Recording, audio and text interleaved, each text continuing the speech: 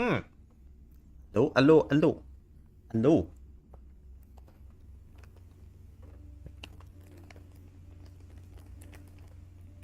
Hello.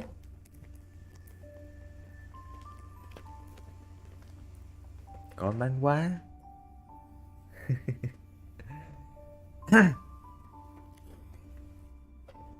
Ok. Phút nữa vô ta. 1 phút nữa vô. Hello mọi người. Rồi mọi người vô cái.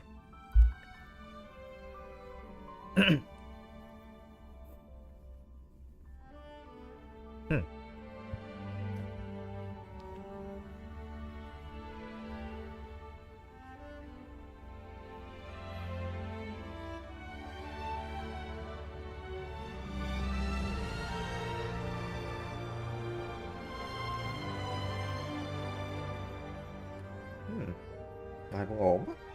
Ok.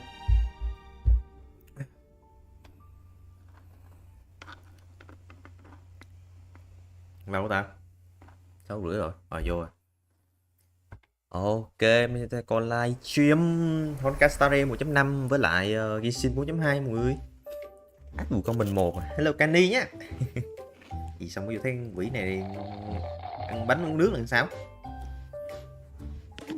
The finest hand-picked, well-tied spring meets the chewiest brown sugar boba on the block, bursting with L-carnitine, flavor, and Mày quay cáo à? Immortal's delight, the drink of diviners. Cái cướp. Cái điếu gì vậy? Mày tin tức thời sự à? Newsflash. The Violin. IPC will soon be dispatching representatives to multiple worlds. The effort is part of a raft of new measures to encourage trade and strengthen friendship throughout the cosmos. The Genius Society's newest masterpiece, Simulated Universe World 8, is about to go live. Madam Herta has revealed that the project is about to enter the launch phase. For further details, don't forget to tune in to our program's follow-up reporting. Renowned songstress Robin has received an invitation to perform at Penacony's Charmony Festival. What the hell?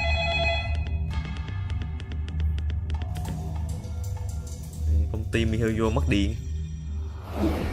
Holy shit. Phim ma. Hello. Oh shit, phim ma hả? À rồi, biết ai. Đấy. Vậy là biết ai rồi.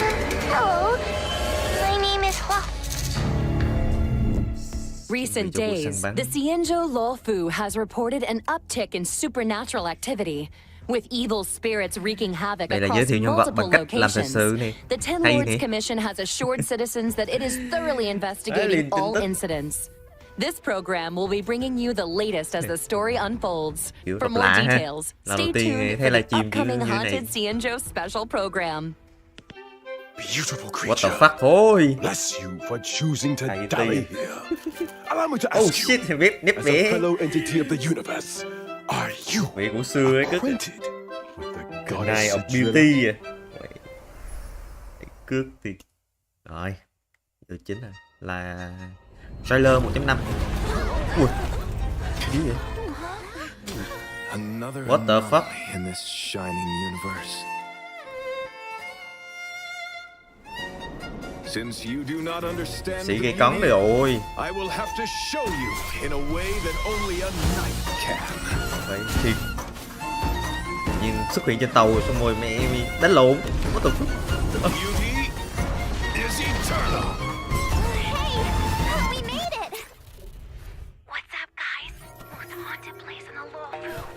Anime thời 80 đúng rồi. Live này nói gì về gì thế Vuông à? Live này nói Honkai thôi, về update mới của Honkai Star Rail phiên bản 1.5. Yo, what's up? You're finally here. Nhân vật mới đó kìa. Hua với lại em kia tên gì ta? Tôi quên mẹ rồi. Này là Hua này.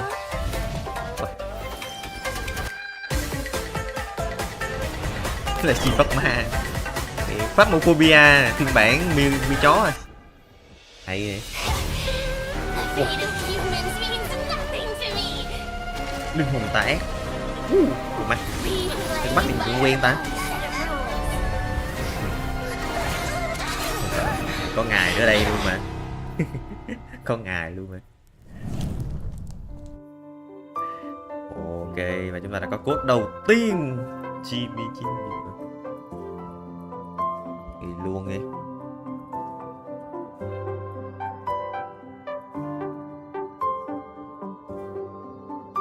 Nhưng mà tôi không biết sai, mà chắc chắn là không sai đâu. Ok, code đầu tiên của Hugo. Nhanh nhờ. Chắc đèn rớt để chuẩn bị qua bên Genshin nữa. Này như like có 40 phút thôi. Để tôi lưu lại cái code này. Đây chim này có 40 phút rồi, tới nữa qua bên Genshin luôn.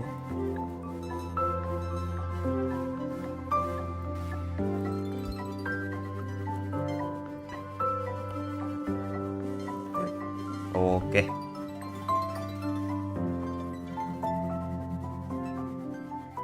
Giới thiệu cái này là Hu ra trước rồi. Darkness falls across the delve as ghost fires dance. The clock strikes 12. Sợ quá. Well, whether or not your world has a midnight hour, good morning, good afternoon, and good evening. Nhìn giống sức rô nhỉ? Nhìn mang giống sức rô bên Genshin. Cái đường ấy. Cũng nhút nhát như lại đó. For today's episode, we've invited two special guests. Together, we'll be introducing you to the Cienjo's weirdest and most wonderful. Hi everyone! I'm the galactic baseballer! Speaking of weird and wonderful. Hey guys, Grey Knife in here. It's an honor to be a guest on the 1.5 special program. Này chắc qua cái chỗ gọi là I mean, Owlbird's Haunted Cienjo special program. Bên Cienjo. Huh? Owlbird, did you unlock a new skin? That's one way of putting it. Naturally, nhìn y chang mê bên Honkai bắt bà. needs to have the best Tôi thấy nhìn wardrobe nó cũng hơi department in khác à. town. Kiểu nó một cái chất riêng As luôn. our audience will be well aware, mê the nhưng mà không phải. Cienjo is constantly roaming the universe, and the universe is filled with the unknown. It should come as no surprise then that the Lafu has had its fair share of strange kiểu cái phiên bản này encounters. nó mà ra sớm xíu là dính Halloween là ngon trailer này. we just witnessed gave us a sneak peek là Halloween qua into rồi. a place of mystery, evil, and ghost fire. Fixtral Garden. I thought Nghe có vẻ là Fixtral Garden was just some old abandoned place on the Luofu. Why is it suddenly getting so much attention? Allow me to explain. Ở đây là mấy con quái chắc là hồn ma. Nên là mấy con mà nó canh giống nãy. And the heliobi trapped inside were able to escape. Cương thi đúng không? Know where Cương they thi. went to hide? Bên đó gọi là cương thi. Yep. Fixtral Thú vị à. Garden. I see.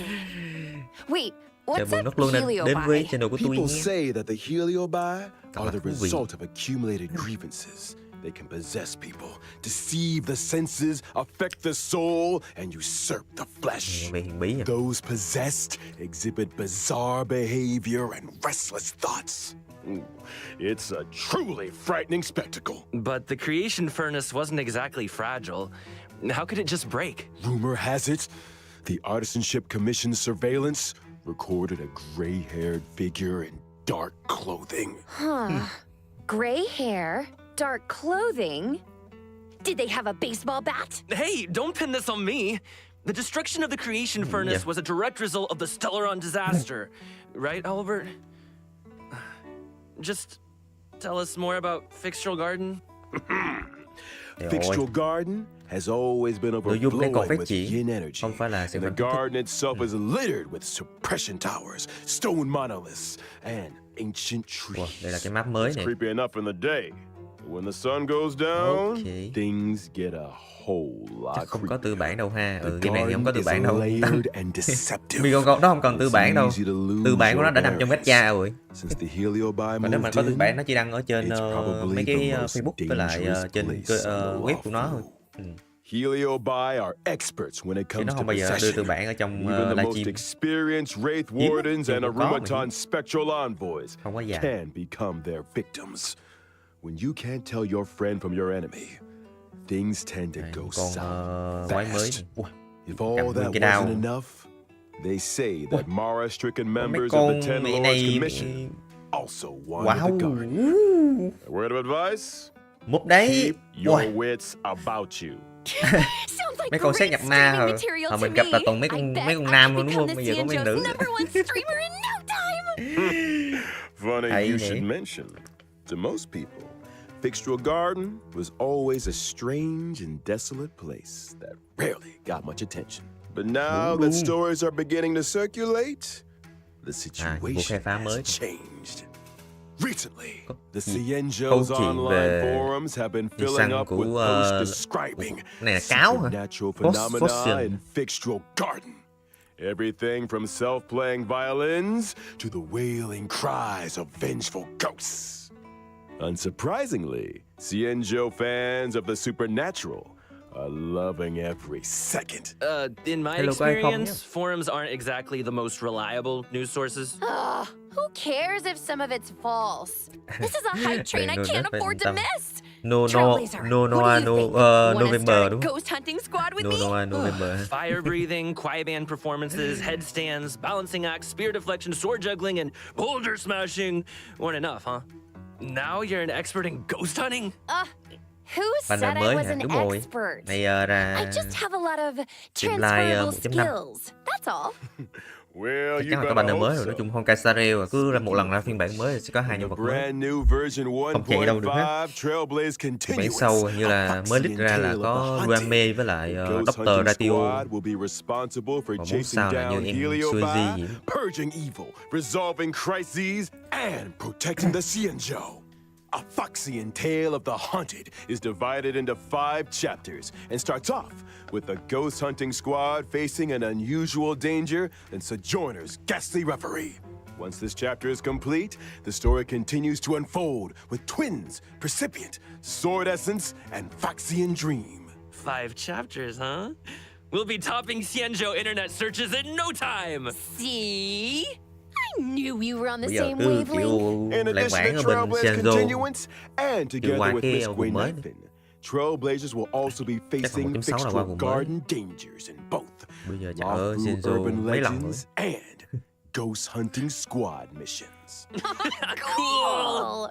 Oh, and I almost forgot to mention, during the Ghost Hunting Squad's fixtural exploration, Trailblazers can Đội, shortly manage săn with ma. knife and socials. Còn có Posting Green Knight threads Fan, is a great way to Su create Sen, discussion Sú với among lại, Cienjo netizens Hua. and fans of the supernatural. Quái biểu. I can't Tin wait. tức nữa. We're gonna get the whole Cienjo talking. Seriously, Tháng nào this bên is nào mới once in a hợp lý. lifetime material. We gotta plug it for everything it's got. Luôn. I'm talking daily updates, community engagement, all that good stuff. Once you get enough momentum, the fan base grows itself. Social media stardom is Phim kinh finally on the nghiệm horizon. ban đầu you săn know ma what's sau gonna đó thì happen. There's always room for creative talents at the IPM, and I don't want to toot my own horn or anything, but I've introduced a lot of big names in the company. alo The là Albert chưa stamp of chưa ông ơi. approval goes a long Đang coi live mà way. sao rảnh. Aw, Tối nay tôi cũng thanks, bận nữa. Albert. Chung I'm afraid nay I'm cũng too bận lắm. invested in the Cienjo for now, though. Good to know there's an offer on the table. Well, it's cool. I get it. But, here's my YouTuber card là if you họ. ever want to collab. Just give me a shout. Deal. Now, where were we? Oh, socials. Ồ, Increasing your account's popularity level Đây là- allows you to unlock more stories and events.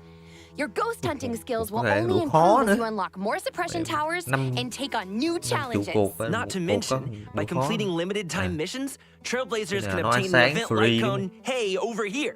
What do you think, Guaylings? Let's Này give it cho- up cho- for Guaynaifan's generosity! Vua Woo! xài đỡ được. Still, Như cái đợt I hope số the bạc. ghost hunting squad is up to the job. Sounds like we'll have a lot on our plate. Don't worry. You might just be getting a helping hand from one of the Cienjo's most formidable forces, the Ten Lords Commission. They're the judges of the Mara-struck, the arbiters of life and death. When it comes to warding off evil and expelling the supernatural, nobody does it Siêu like nhiên. the Ten Lords. But despite their reputation, they're shrouded in a certain amount of mystery. Whoa! The 10 lords are getting involved? Just when I thought our stream couldn't get any crazier! Well, before you get too excited, I'd spend some time getting to know your assignee. The 10 lords have dispatched a trainee judge to assist the ghost hunting squad in investigating the Fixture Garden situation. Trainee, huh? As long as they're confident in their abilities. Yeah, about that. Ok à. Ôi, giới thiệu về Hugo này. Cầm cờ tương tác à. Cứt đi. Tê vậy.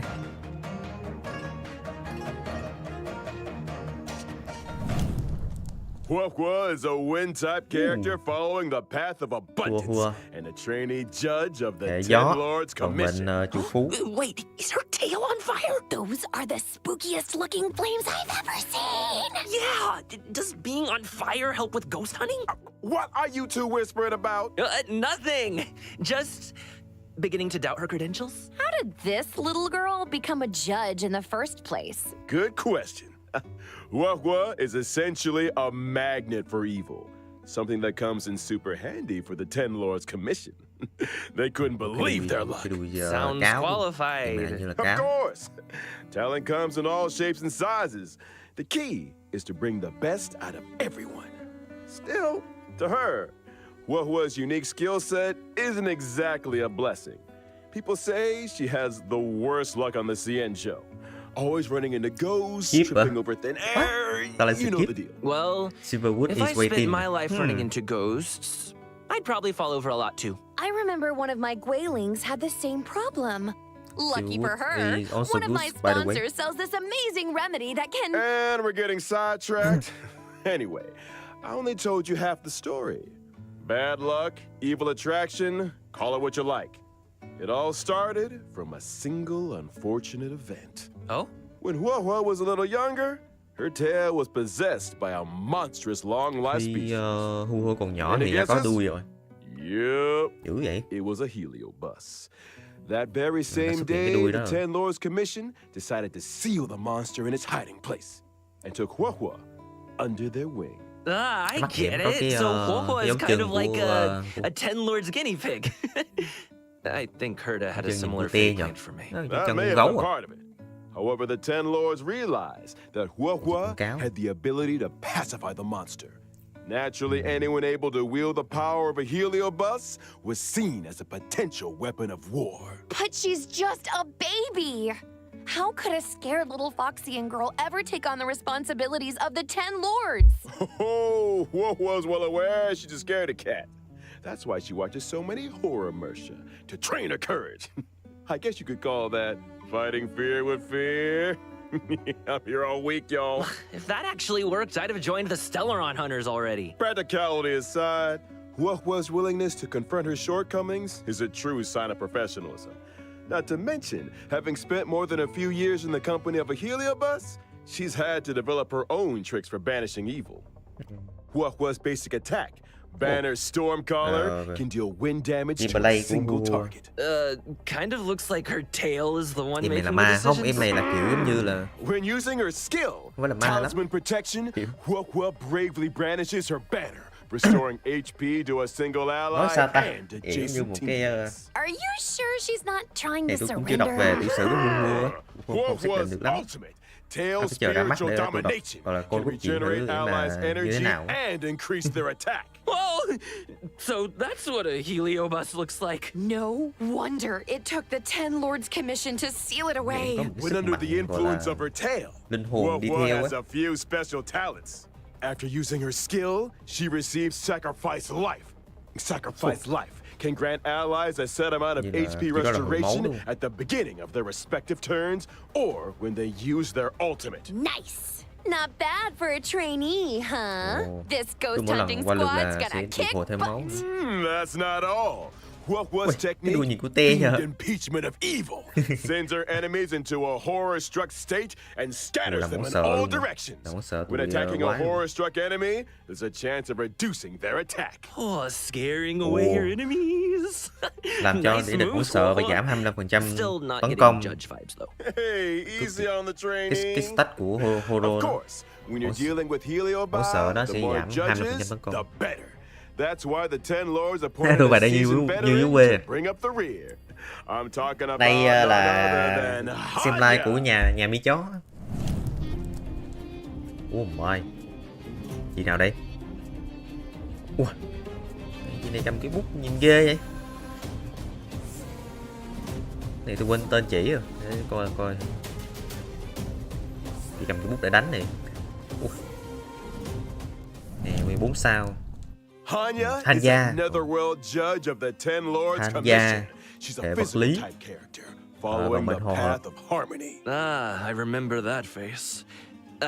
I saw her on the Return to Darkness like Hello mode. em Correct này em mundo. mì tôm đúng không? Rumor has it, Yes, she's sorry, one em of bị two tôm, đúng không? sisters dedicated to the work of the 10 lords. She's responsible for predicting karmic Là 10 offenses lord rồi. and recording corresponding judgments. Or to be more precise, Hanya Hanya. reads the karmic sins Lý of à, vật lý criminals hòa hợp and nữa. uses her oracle brush mới to à. record their punishments. Đây là em đầu She's tiên good at là her hòa job hợp and là takes vật lý. it super seriously. In Đúng the ta. 10 lords commission, Đúng her reputation precedes her. Sounds like a 10 Lord Suốt ngày lo cho học sinh celebrity. có Put chị in vậy the đó. hours, that's for sure. In order to determine their sins, Suốt ngày Hanya cứ reads vô the chăm học memories sinh of the thôi, đúng không? Mara struck in the form of dreams. Cool.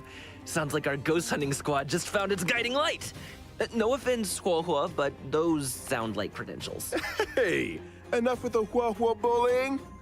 But speaking of credentials, it's time to see what Hanya can do on the battlefield. Nói chung là hai nhân vật During her đầu này basic là sẽ attack, liên quan tới cái Hanya uses her sự kiện oracle gọi brush là to assault the enemy, dealing physical damage cái, to a single target. She really săn lives ma. by the pen is mightier than the sword, huh? anh đổi lại cho em mượn tướng quân hả? I'll get my coat. In addition to dealing tưởng là giờ physical damage to a mọi người single hết xài target, tướng quân rồi. Hanya's skills, some a lot, can inflict them with a burdened state. Ooh, is that Hanya's way of marking enemies prior to sentencing? Pretty much. Allies inflict increased damage on enemies, Ủa, mà mượn marked tướng with quân burden. để đi đâu ta? And if that Tôi thấy wasn't Dinh Liêu enough, cũng ngon này. after an ally launches a set amount of Đi đâu attacks cho được on an nhỉ? enemy marked with burden, they recover a skill point. When the going gets tough, Hanya's got your buff. Hanya's ultimate, 10 Lords Decree, all shall obey, can increase speed and attack for a single ally. When Hanya uses her technique during exploration, she immediately launches an attack and inflicts burden on a random enemy. When the enemy won't budge, call in the judge. All that aside, in version Ồ, có boss fight mới 1.5, luôn. the new stagnant shadow, Shape of Perdition, will appear within the Fixtural Garden map on the Cienjo Lafu. Complete the challenge Như là to farm cho obtain new Huhu này. physical ascension Ở đó, materials. Huhu không phải. Within the Này, same farm cho map, Hanya we'll thôi. also be welcoming Cavern of Corrosion, Path of Darkness. Complete the challenge to obtain 2 brand new cavern relics, Prisoner Hai- in Deep hai Confinement bộ, di vật and mới. Grand Duke Incinerated to Ashes. Woo! Well, that just about brings us to the final Okay. sections of our Haunted Tất cả về Cienjo cái, special program. Huh? Already? Sự kiện This đầu. program isn't nearly haunted enough for my liking. Oh my. Where are all the ghost stories? You know, beautiful Hashtag tương foxy ngài. spirits knocking on your door at Ngày bây giờ midnight. cứ That kind of thing. I think Chạy lên you're đi xuống. thinking of a different program. Moving swiftly on to some exciting giờ updates. có kho ác Thanks luôn đó again chứ. for watching y'all and don't go anywhere. Đâu ai cầm Be right cầm back ngà đi after đi the đánh nữa đâu. following commercials. Hey, you there. Sick and tired of the daily grind? Had enough of Hello running Quốc Bảo, errands? Nguyễn em.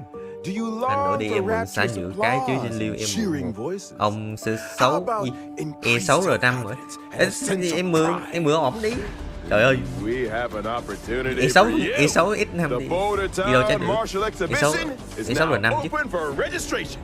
Put Ủa, là cái skin yourself này to nữa the hả? test by challenging the best. This Là cái event skin will nắm once lộn nè. again be hosted by Scott Business Alliance. Scott Business Alliance, made for Mà nó the làm mới thêm xíu. champions. In order to bring our audience a brand new experience, this event will be adopting a simultaneous exhibition format. Use your fists to prove your worth.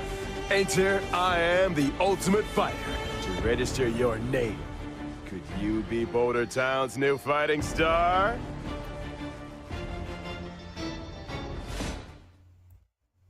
A stellar Shadow Seeker recruitment announcement. March 7th, member of the Nameless has put out a cordial invitation for anyone able to restore her photographs to the way she remembers them. The images in question were inexplicably damaged.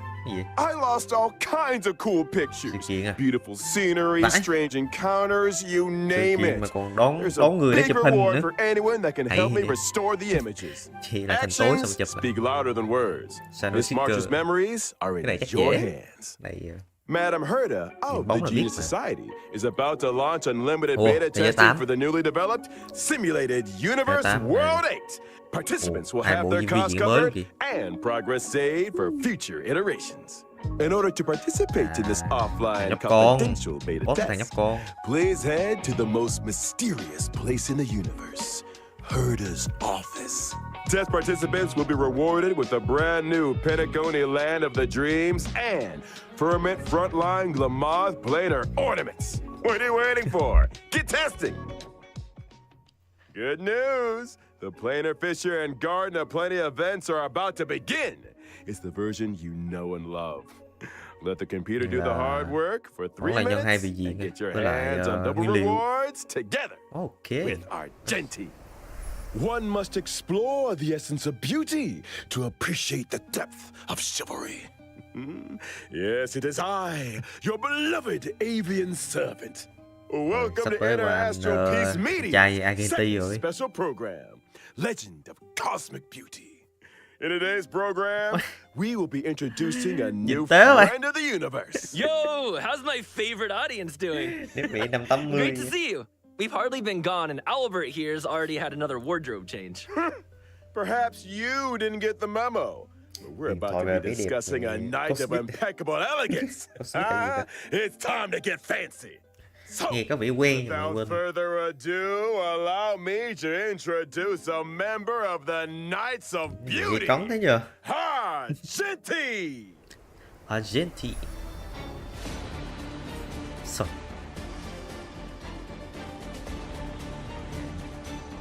Quý ngài. Húng hoa hồng. À đây húng hoa hồng, đúng rồi, quên. À thầy húng này. Ui. Húng hoa hồng cái khác. 999 đâu hoa hồng luôn kìa. Is a physical type character following the path of erudition. As a devoted admirer of Adrilla the Beauty, màu đỏ đúng thầy húng mặc áo màu đỏ. The universe and extolling their name. Ah, so the simulated universe occurrences Curio, Robe of the Beauty, and Knights of Beauty to the rescue. They're obviously related to the Knights, right? Running into the Knights of Beauty while testing the simulated universe is always a blessing. Those guys are a lifeline in a tight spot. Hai ông dắt tay bị đi chung luôn rồi. Treating people with courtesy. Thấy chiêu của Argenti trong beta tôi thấy không gì quá mạnh không? Such is the code of conduct that Argenti lives by. In the simulated universe, not every helping hand is benevolent, but those provided by the Knights are beyond question.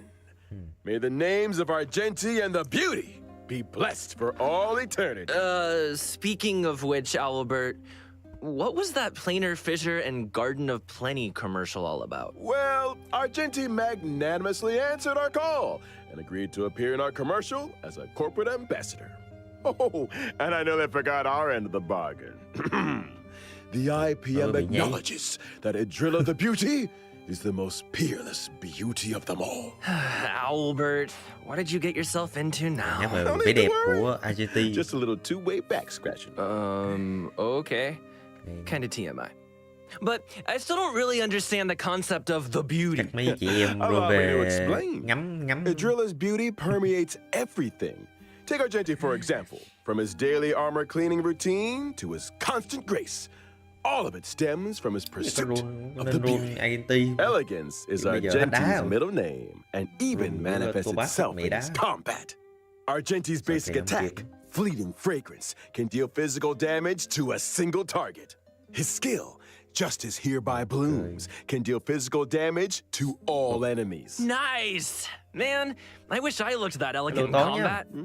Argenti's ultimate is pretty unique, triggering different effects depending on the amount of energy consumed. Such is the manifold beauty of a when consuming a small amount of energy, Argenti's ultimate, for in this garden supreme beauty bestows, can deal damage to all enemies. When consuming all energy, Argenti's ultimate becomes merit bestowed in my garden, which deals greater damage. It also inflicts additional damage on a random target. Wait, so you can choose how much energy to release? That's not all. Argenti's talent, Sublime Argent, can allow Argenti to regenerate additional energy and obtain a stack of self-cultivation. Self-cultivation can increase Argenti's crit rate. Oh, so the more self-cultivation, the fiercer his attacks. Or, to put it another way, Argenti needs to attack as many enemies as possible. The greater the number of enemies, the faster his energy regeneration, and the stronger his combat. Exactly! Stronger combat, faster energy regeneration, more enemies to attack. Argenti giving erudition vibes. I'm here for it. Argenti's technique, Manifesto of Purest Virtue, can daze enemies within a set range. Dazed enemies are unable to launch attacks. Attacking a dazed enemy to enter combat not only deals damage to all enemies, but also regenerates Argenti's energy. Argenti is kind of handsome. Ngày từ khi ra mấy phiên bản xong bây giờ bị dí. They say looks can kill. That's true. Then Argenti fans are in for a fatal surprise in version 1.5. Night of Universal Hallucinations, Trailblazers will encounter Argenti en route to a Washtopia. Wait a second. A wash a what now? I shower every day. Slow down there, Trailblazer. Have you never asked yourself có sót chưa? Mới 2 cốt à? Astral Express stays so ông đưa lên lại thấy có 2 cốt. Because Pom-Pom's always cleaning up after us. It's because the train stops at Washtopia's along its journey. Washtopia's specialize in cleaning. Đó là của Tori nhá, nãy không để ý luôn á. There are all kinds of fast-acting, lemon-scented, antibacterial. We're getting off topic. All you need to know is that the encounter with Argenti is full of excitement and wonder. Nên bỏ đó là đèn hiên IL hay là đèn hiên thường? He's set for a showdown with the entire crew. I don't get it. Chơi Xin Liêu với Blade either in a fight or on the way to one. A fight, you say? Blade, far too bored. Bella. What you meant một con healer nữa là xong. A chivalrous display of gentlemanly fortitude. Anyway, Argenti only challenges those who he healer thì tôi nghĩ là không nên. Từ 2 con DPS thì nó gọi là nó dư á. Đèn hiên nên để ra một team khác. Xin Liêu thì đi với Blade thì ngon. Còn thôi là kẹp với mấy đứa support khác. Kiểu Bella này. During the first phase of version 1.5 in the character event warp, Bloom and Bloom, Trailblazers can obtain the limited 5-star character Hua. Banner của Hua sẽ có đan hem, Alan với lại Serval. Argenti là Anh Gia hả? Anh Gia Phase 2. Trailblazers can obtain the limited 5-star character Argenti. Tôi quên mẹ con tên này. Meanwhile, in Contract Zero, the familiar face of Silver Wolf will be joining the war. Silver Wolf, the 4-star character Hanya, who will be appearing in both the aforementioned second phase. Silver Wolf yêu tin. Long time no see, Silver Wolf. I wonder if giờ mọi người nói kiểu ra mấy con hệ nhiều rồi á nên không còn Silver Wolf. Nhưng mà ai chưa có thì có thể roll vẫn được. Chơi vẫn ngon. Bọn gái bị biếu đây để bút được. In the first phase of version 1.5, the drop rate for the 5-star light cone, Night of Fright. Có cách nào để lệch ra IL đang hiện không anh? Chờ Regan thôi em ơi. Khó nhưng mà có cái nịt đấy. Để đâu nghĩ nhau. Mình vô coi lại chim.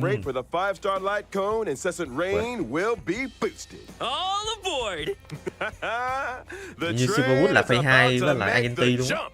Tại vì nãy giới thiệu sau Argenti. Starting from 1.5 within the team selection and character ascension screens. every character will have brand new voice lines. This is a different kind of arena.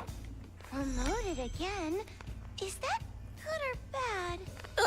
Is that Huohuo's ascension line? So cute. What the fuck? Wait. Hey yo, what the fuck? If a character's already fully ascended, can we still hear their line? We got you covered.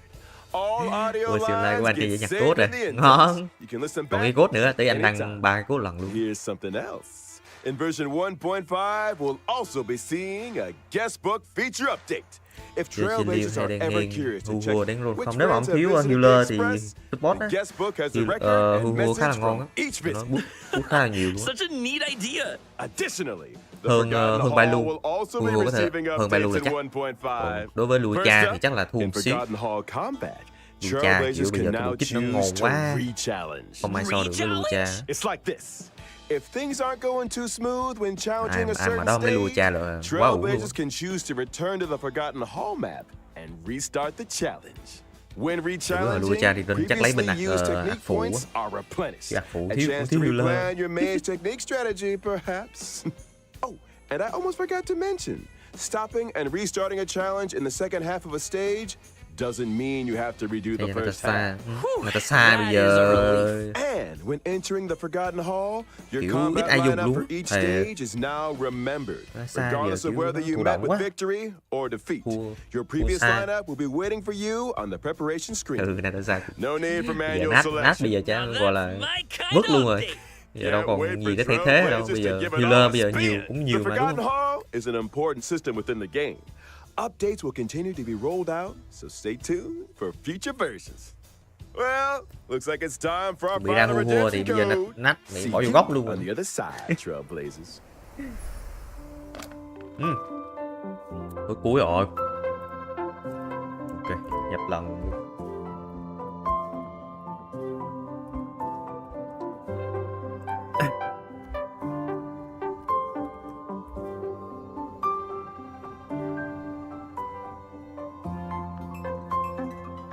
Ok, 3 code của buổi livestream ngày hôm nay nha mọi người.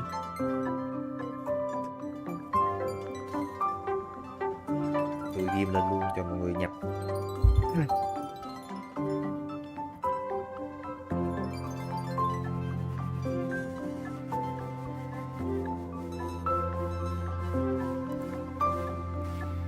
Đến hôm nhờ ông Ron hua.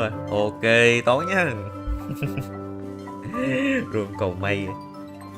Đó thắp nhang cái. Ê, Ron banner này mà thắp nhang là chuẩn luôn ấy chứ, đúng không? Ron cái banner hua mà đi thắp nhang là best option luôn Me ấy. too. Me three. Được có đó. Good to see you again, Trailblazers. You're just in time to help us wrap up version 1.5 special nhé. program.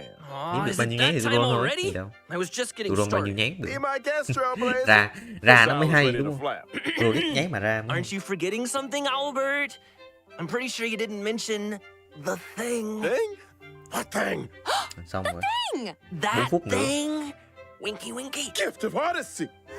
Rồi, Good off, right điểm there. danh 7 ngày. In version 1.5, Rồi, cứ một phiên bản sẽ có một Trailblazers cái can điểm get danh 7 ngày their rồi. hands on 10 warps through the check-in 10 nhán. event. There it is. Heck yeah! Gotta love a check-in event. And that's not the only thing to love in version 1.5. Anything in today's IPM programs tickle your fancy, guys? You had me at Ghost Hunting Squad. I am so ready for a spooky stream. Sign me up! As for me, Hơn it was Genshin all nè, about those hơn lại unique chắc rồi. characters. Huohuo's Genshin tuổi. tale backstory, Hanya's Genshin Ten Lords Mỹ qua một phiên expertise, bản bìa and mới thích. Argenti's mysterious search for the Thề luôn á. beauty. Can't wait to see them in person. Couldn't have put it better myself. And with that, Trailblazers, I bid you a peaceful onward journey. Thank you for supporting the IBM. Không một cá nhân. See you in the next one. See ya. Đấy. Trailblaze you later! Rồi, chuẩn bị quay xin mọi người. Hết rồi, hết Honkai rồi. Đúng luôn mà. Nó lại đúng tới 7:10 là chuẩn bị quay xin rồi. Rồi, quay xin thôi. Nó giải thích nhanh đến nỗi mà nó chưa kịp phân tích hai cái vi diện luôn. Hình như là nghe nói một vi diện là tăng độ đánh thi sâu. Cho thằng Quân với lại Tô Bát. Ok, chúng ta qua ghi xin nha. Rồi, hy sinh chuẩn bị like rồi. Wow. Ok.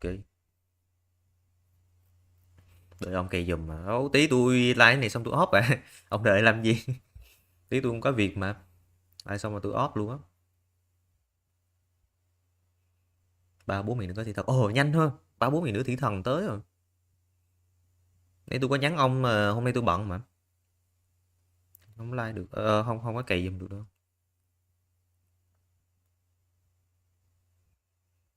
Toán khóm thị thần. Giống Solar rồi. Solar hình như đang xếp kèo cho tôi roll thị thần kìa.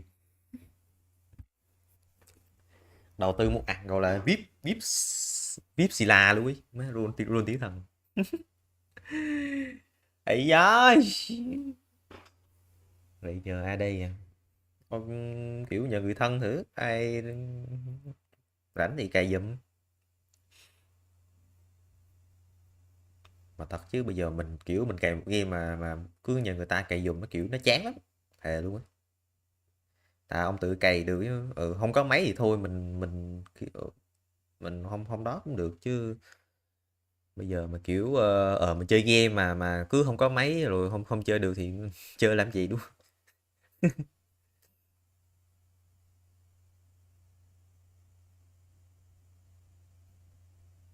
Tôi cũng nhờ ông mà ngon 30 nháy 21k. Dữ nha. Má tôi tích từ có 13 nháy với lại như còn 17k đúng. Chưa lâu rồi chúng tôi cũng chưa nạp hy sinh nữa. Có X2 bữa reset vẫn còn mà. Chưa hết. Chưa mất luôn á. Rồi bắt đầu trong rồi vô. Ok, mới vô chắc chắn là thủy thần rồi. Má ơi, tôi chưa bắt tiếng mấy ông. An over part of the crowd. Some of your testimony doesn't add up. You can be matter. No detail shall escape me. Yes, that sounds perfect. A god must be firm. A god must not allow any detail to slip through. Tự cày thì nó sẽ ok hơn. My dear citizens, just as the will of a god remains opaque to the understanding of mere mortals, so too is truth unmoved by even the strongest of wills. I will now speak to the defendant. If you honor the values of truth, justice, and divinity, then you are compelled to provide an accurate account of your actions. Hey, that's not bad. Now what's next? It's so hard to predict how people are going to react. What should I say during the trial? Lady Farina, what are you doing? Ngài Long tới. Ngài Long tiếng to thế. As the god of justice, it is only expected that I should remain informed of every trial and make the necessary preparations. Is there something that you needed? Hello Resa nhé. Mới xong Honkai qua coi hy sinh luôn. Ok. Trailer 4.2. Oh my. Thủy thần khóc à. Damn. Đắt chưa? Bắt đầu đắt bủ rồi đó. Wow. Này là khu vực mới đúng không? Có vẻ là huyền bí nha.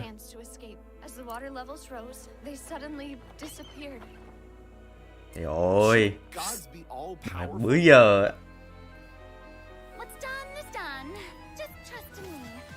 Ui. Dữ vậy.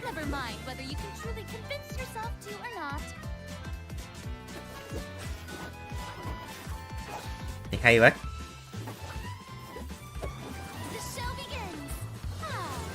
Rồi. Chuyển đổi hai dạng luôn. Osia với Benema.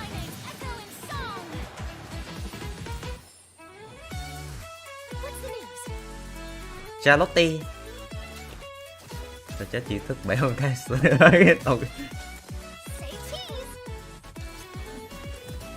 Còn gay à. Ý là thằng Quân cũng gay à. Ui, Navia. Phú bà sao rớt dưới rồi? Chết rồi. The water, I mean. Phú bà bị rớt rồi. Prophecy. Yes. What has been prophesied will be fulfilled. Chỉ cần cho em cây ở câu cá. Ủa. Bốt nước nhìn. Ơi, có gì con này quen quen á người ta. Tôi nhớ gặp nó ở đâu rồi.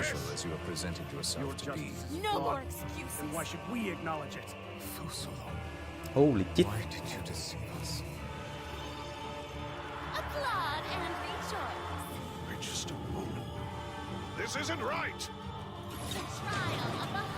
Á đủ.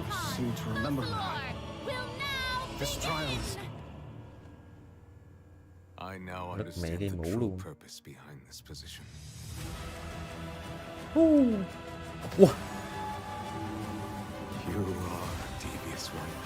À đù. Chị Dế xuất hiện lại rồi kìa. Wow. À, Đạt. Mày gì?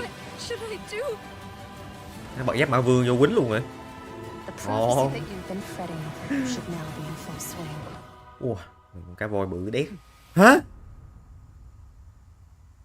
Dinh liêu. Gì đắt vô. Ủa? Ai vậy? Hay là sư phụ của Di Dế ta? Oh my. Farewell, Neverlet. I hope you've enjoyed the part you played these 500 years. Cốt truyện 4.2 sẽ làm cái gì đó bùng nổ đấy.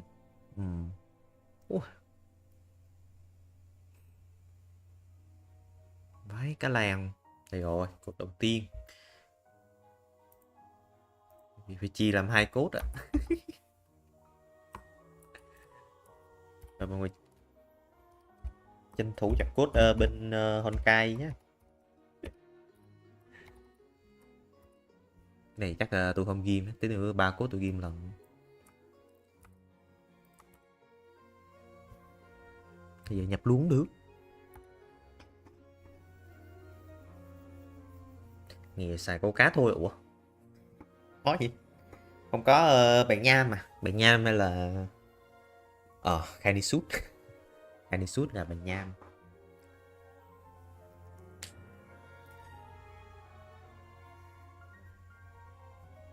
Tôi tính cho thủy thần xài Khanisut đấy.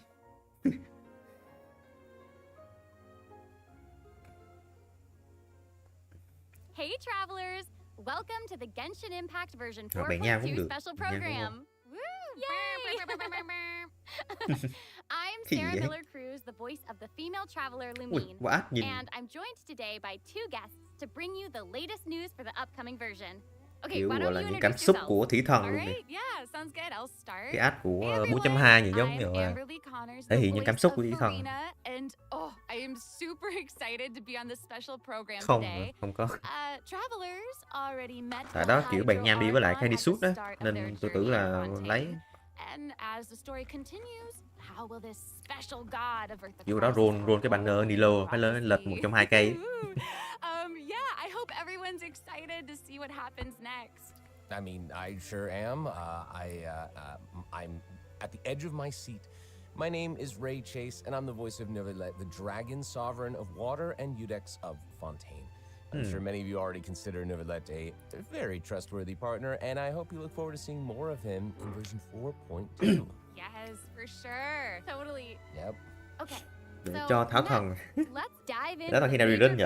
Chắc cũng tôi nghĩ là cũng 4.4 hay 4.5. Farina said we need to make an appointment with Superintendent Chevalmaran.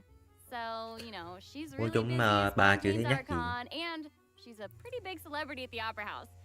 So, the special program team gave me an itinerary to follow. Như thủy thần C2 là sĩ TBS on field luôn á. Hôm nào muốn thủy thần gọi là đánh trên sân cứ C2. Actually, that sounds about right. Đầu tư C2 vậy. Okay, Nghe có vẻ là khó. So, let's take a look at the first item. Oh, looks like Ray called it. Wow. Yeah. There is nothing more important to Farina than attending trials at the Opera House. But this trial is a little different from the usual. Ooh, interesting. Đổi rồi ạ. Ủa đổi rồi á? I know, I keep Đổi từ looking at the C2 thành water. C6 rồi á. Like, what's Vách cứt. happening? Yes, it looks Ôi, thì tới chúng ta C0 thôi. Ủa chứ C2 là cái gì ta? Ủa chứ C2 là gì nhờ? Chết mẹ tối cổ rồi. Chết rồi. Người tối cổ rồi. Tại bây giờ không cập nhật Genshin nhiều á. Chết. C2 bây giờ đổi thành C6 rồi. Vãi. Thế thôi C0 thôi. C0 chấm. Nếu mà không lời thì lấy chấm. Ê nhưng mà Thủy Thần đi với lại Bezel á, phải không? Cái donut V2 đó tôi cũng không biết là nên lấy hay không. Cứ nghèo C0 thôi. Ủa chứ C2 là giờ là đổi lại cái gì?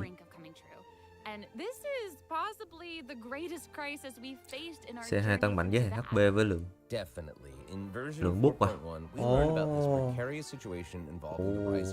Hiểu. Thế thì nó cũng bình thường rồi đúng không? Nó cũng bút được khá sức mạnh đấy. Mà kiểu nó không có quá OP. Chứ C2 của Thảo Thần nó vẫn ngon hơn nhiều đúng không?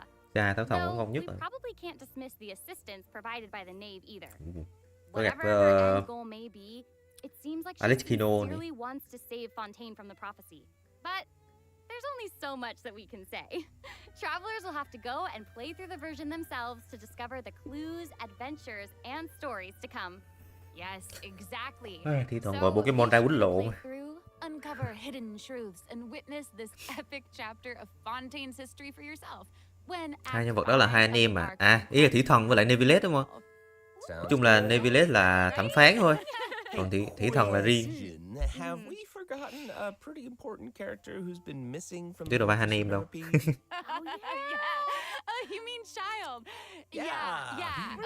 Chơi bút cho nhân vật khác cầm quả C1 đủ phá game mà.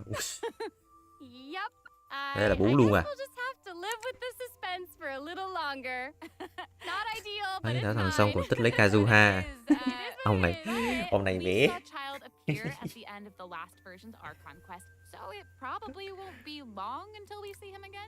Okay, but we really need to talk about Farina. Mấy thằng xong là lấy Kazuha. Lý. Because she's confronted with a crisis. Nên lấy C2 vậy. Chứ C0 thấy bình thường. Of course, Fontaine will have the travelers. Thảo Thần là phải lấy C2. C2 mới ngon. C2 là bá luôn á. Well, just like the prophecy itself, all will be revealed at the Thấy cái OTB được rồi. Tôi thấy mấy ông kia vẽ OTB suốt mà. Thủy Thần với lại Nevi vẽ OTB suốt. Once again disappointed. No way. Come on, guys, have some faith.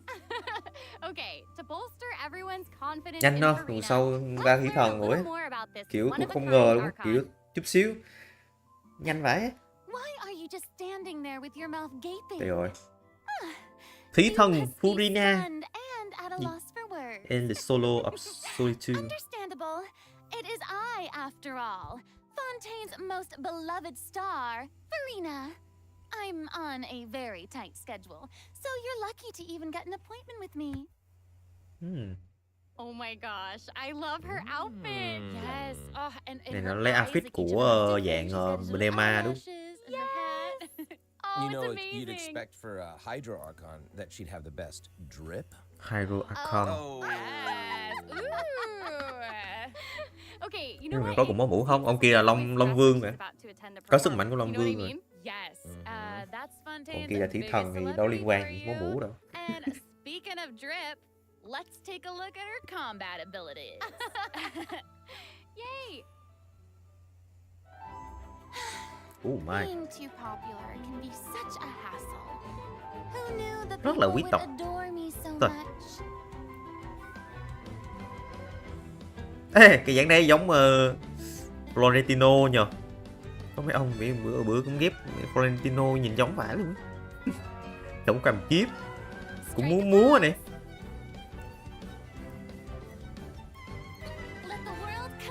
Thiếu ho nữa thôi. Giống Florentino luôn. Whoa, that is Wow. so cool. Oh my gosh. Ừ, thì muốn ném ho à. I like the way she kind of like bows. Ném ho nước nữa là mẹ Florentino mẹ ơi. It's like all of her moves are part of a performance. Yeah. Xong thêm quá nhạc mẹ Also, look at her quá nhạc element TikTok. source. Her presence really fills the stage. Quá nhạc chắc Everyone gì else chắc mấy ông is cũng just biết nha. extra. Lúc mà Florentino múa ấy. Wait, so the creatures that Farina summons, they look a lot like the Fontimer aberrants that we've encountered before. There's a seahorse, a crab, Kiểu qua an nhạc đó octopus, ghép video nào and cũng they hợp are ấy. all so Hay thật. cute. Yep. Oh, I love them. Me too. Oh my gosh, no, the octopus is even wearing a hat. Chứ cặp nào mới thấy cũng chì What a thuyền. distinguished Bởi little gentleman. cặp nào thấy kiểu hợp là thấy Correction here, Sarah. OTB không? Different from Fontimer aberrants. I would know. To my knowledge, these creatures Bữa are kêu Farina's Florentina quote, gì? honored guests. Furina. They even help manage her daily affairs. Yes, exactly.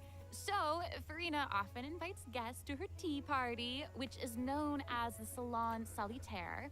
And those creatures are actually Toàn tiếng đàn special đi à? guests of the Ồ. Salon Solitaire. And Là cái bài đó đúng she không? even gave each member a name. Oh my gosh. Yes.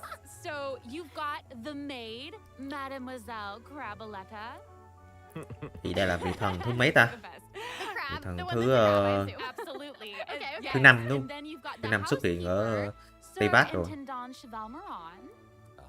There he is. Sắp được ballet album. And the conferencier, Venti Zomli.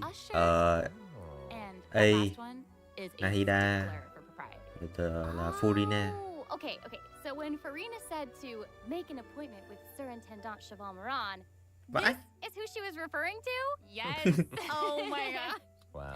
I didn't know it was so cute. Exactly. Farina even makes him spew bubbles Ôi in her ôi. animation. Oh, Cái đùi này khác my mẹ gosh, không tao đâu. That's adorable. Okay, Cứ- I'm sure everyone is just itching to know more about the skills shown in that clip. So, Amber, why don't you take it away? Tell us everything. Yes, Ờ, you tại got chưa it. liệu có gia viên rồi. So, Chắc Farina bên đó is a kiểu hyper sword tôi nghĩ là user. vùng núi lửa hay là gì đó thì chắc là She usually Chắc là phải defaults có to gia viên ấy. Usia Arca alignment in combat. When in this state, her Có một thằng gia elemental viên cũng tốt skill mà. invites the three members of the Salon Solitaire, Mademoiselle Craboletta, Surintendant Chevalmeron, and Gentilhomme Usher to the stage. bài thủ I của love cái it, bếp flow so cute. lên nhạc là con năm tăng. And, you know, these salon members will attack Mới biết luôn nearby ấy chứ. opponents, prioritizing the target of the active character. Ooh. Their damage increases the more Pokemon đánh characters lộn. there are in the party over a certain HP Đây là ở amount. dạng Osia à. Okay, I was listening What? to all that, but at the very top, you said that she usually defaults to an Usia Arca alignment. So she has more than one alignment? Yes, exactly. Farina's charged attack not only deals physical damage, Dạng này là but hồi máu also à. allows her to switch between Usia and Numa Arca alignments. Whoa. Vừa tấn công Based on what we just vừa saw, phòng it thủ seems được like luôn. her Arca alignment has an effect on her other skills as well. Chỉ Yes, dạng là hồi máu. sure does. Chỉ dạng kia là tấn Farina's công. elemental skill changes depending on whether she is aligned with Sao? Usia or Numa. That's cool. It's super cool. After Farina uses her charged attack to switch to Pokemon đánh Numa lộn. Arca À, chó. alignment, her elemental skill summons the Singer of Many Waters to provide healing to nearby party members. Oh, nice. Yes. The summons created by Farina's elemental skill will Cũng có remain hồ on the kìa. field for a period of time even after Farina is switched out. Farina's elemental burst deals damage to surrounding opponents. Gì thế cũng muốn And múa when the đồ. party member's HP increases or Này decreases, là Farina will Quy là bút đúng accumulate không? fanfare points. That's my trumpet. này đi với anh Long biết ok không? Farina increases the damage Bút cho anh and Long the được không ta? incoming healing bonus of nearby party members based on the amount of fanfare she has. Wow, it seems like this fighting Chỉ style vừa mạnh với anh really Long suits rồi. Farina's Tôi nghĩ là character. kiểu Very showy and ở unpredictable. giữa ấy, kiểu vừa bút Totally. I can already kiểu vừa see gây the sát thương vừa fluctuations in bút my máu á. team's HP bar. Mà That ngon healing mà. skill might come in handy. Yeah, for real. Mà phải chờ ra mắt mới biết And, á. Chung tuần sau là sẽ biết được là em sẽ gọi là mạnh hay không. Tuần sau là tôi sẽ build tiểu thần tôi test luôn. Để coi thử như thế nào. Wow, you can say that again. Chắc mình phải tích thêm mấy cái nhựa á, kiểu ra ra boss mới là phải cày liền á. Oh, it's the secrets lurking in the depths. Oh, and I almost forgot. Còn bơi Whenever này. one of Farina's summons is Sao? on the field, Farina gains the ability to walk on water. Trời nhân. So cool. Đi trên mặt nước luôn. Hey, I actually saw that Freena's E lên phát đi trên mặt nước luôn mà. Như E tới tận 30 giây rồi nên kiểu đi trên mặt nước 30 giây luôn. Như cua đao cũng nhanh nữa. Cua đao của E cũng khá là nhanh. Ok, đây là nhiệm vụ truyền thuyết của Furina. Tôi tính quý miệng đọc là Nahida. Okay, so next up we have another old friend to introduce. She's now Hanimura able to join Choragi the chapter. traveler's party with her trusty companion, Monsieur Verite. That's right. Anh Long giờ mạnh quá. Anh Long giờ toàn đi solo vẫn được mà. So cute. We've known Charlotte for a while now. The traveler met her during the Summoner Summit. Sáng mới dắt anh Long đi solo. Phải cướp. Anh Long trưởng điên. Yes, that's right. Charlotte's hard-hitting spirit and determination to uncover the truth really leave an impression, don't they? Yeah. That's right. During our journey in Mà solo này đánh hơi lâu she xíu. took the traveler to a magnificent meal in order to get cho a nó scoop tiền. about Ridesley. Though she didn't end up getting the interview that she wanted in the end. Cho đốt tê như chiêu E giống Nahida đúng không? Đi chụp hình She'll đó. always be in search of the truth. The world is her treasure chest and only her Rồi people Quy như tạo ra can mấy determine cái its máy ảnh values, bắn truths they contain. chụp hình bắn luôn. Speaking of her camera, Monsieur Verite just so happens to be her greatest assistant and companion. They're friends. Charlotte's talent for photography is truly a marvel. No matter the subject or setting, her photos somehow always capture an unparalleled sense of artistry. The peerless Monsieur Verite turns her photos into eye-catching mementos. In fact, many Fontanians even cut the prints out of the newspaper and keep them as clippings. Oh, that's so cool. And Monsieur Verite. Thì tôi nghĩ là cũng Even has its own little thấy nó cứ sao. I know. Charlotte actually commissioned Từ both kêu of those chắc tôi nghĩ items là for Chiori. vẫn She even commissioned Monsieur Verite's accessories in khả năng several cao là sẽ đi different khóc kho styles ấy. to match different interview settings. Ủa, có nào đọc một kit của Charlotte chưa? That is pretty thoughtful. Chưa thấy là I kiểu suppose đồ that hốp just ấy. shows how much Charlotte cherishes her own Monsieur Verite. Yes, it really does. Không biết là Okay, nạp let's ok go ahead không and này. take a look at Rồi Charlotte's cấp character cấp ấn showcase, cũng ok shall we? không? Ooh, yes. Này chắc là chơi tên chảy là chắc rồi. Keep your eyes peeled and your mind engaged. You'll find there's always a new story nearby just waiting to be discovered. Đợi anh Long đi lên nè. Ui, anh Long giờ mạnh lắm. Anh Long này làm cái gì đó nó kinh khủng. Thiệt. Chơi mà cứ bắn tùm lum thôi. Bắn sướng vậy. Breaking news. Bây giờ chỉ còn có C2 với Trấn đi solo khỏe luôn á. Đầu tư C6 thì tốt. Quá mạnh rồi. Chỉ trừ mấy con nước thôi. Mấy con bình thường là nó không bắn hết. Even her combat skills involve taking photos. Isn't that cool? Yeah, and then like what a lively character. Her combat moves, like I was saying, she's moving around. They're super dynamic. Thì chắc là healer hoặc xét thương phép mà. On the move. Who's on the march? Exactly. Charlotte is an expert at applying the skills and talents that she's Trong này developed bây giờ to toàn xài xét thương phép không mà. other areas Xét thương of nguyên life. tố, And người ta that gọi xét thương nguyên includes tố. combat.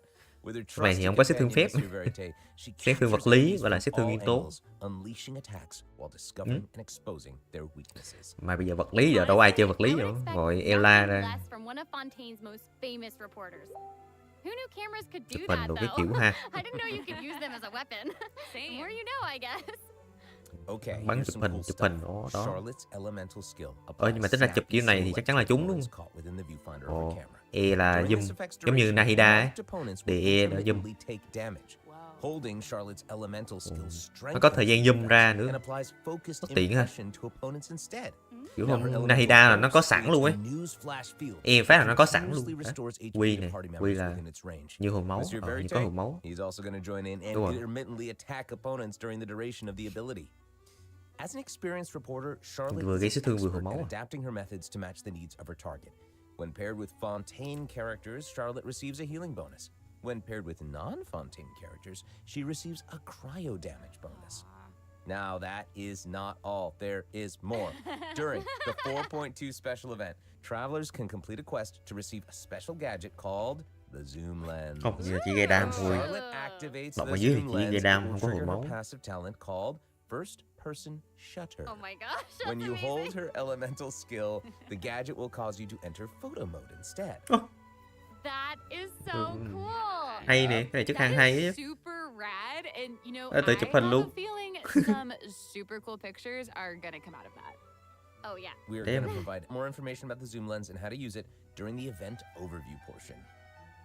So, Farina and Charlotte Rồi, banner đầu Phase 1 sẽ là Charlotte đi với lại Furina và Baizu. Ơi, anh và Baizu, tại sao anh ở đây?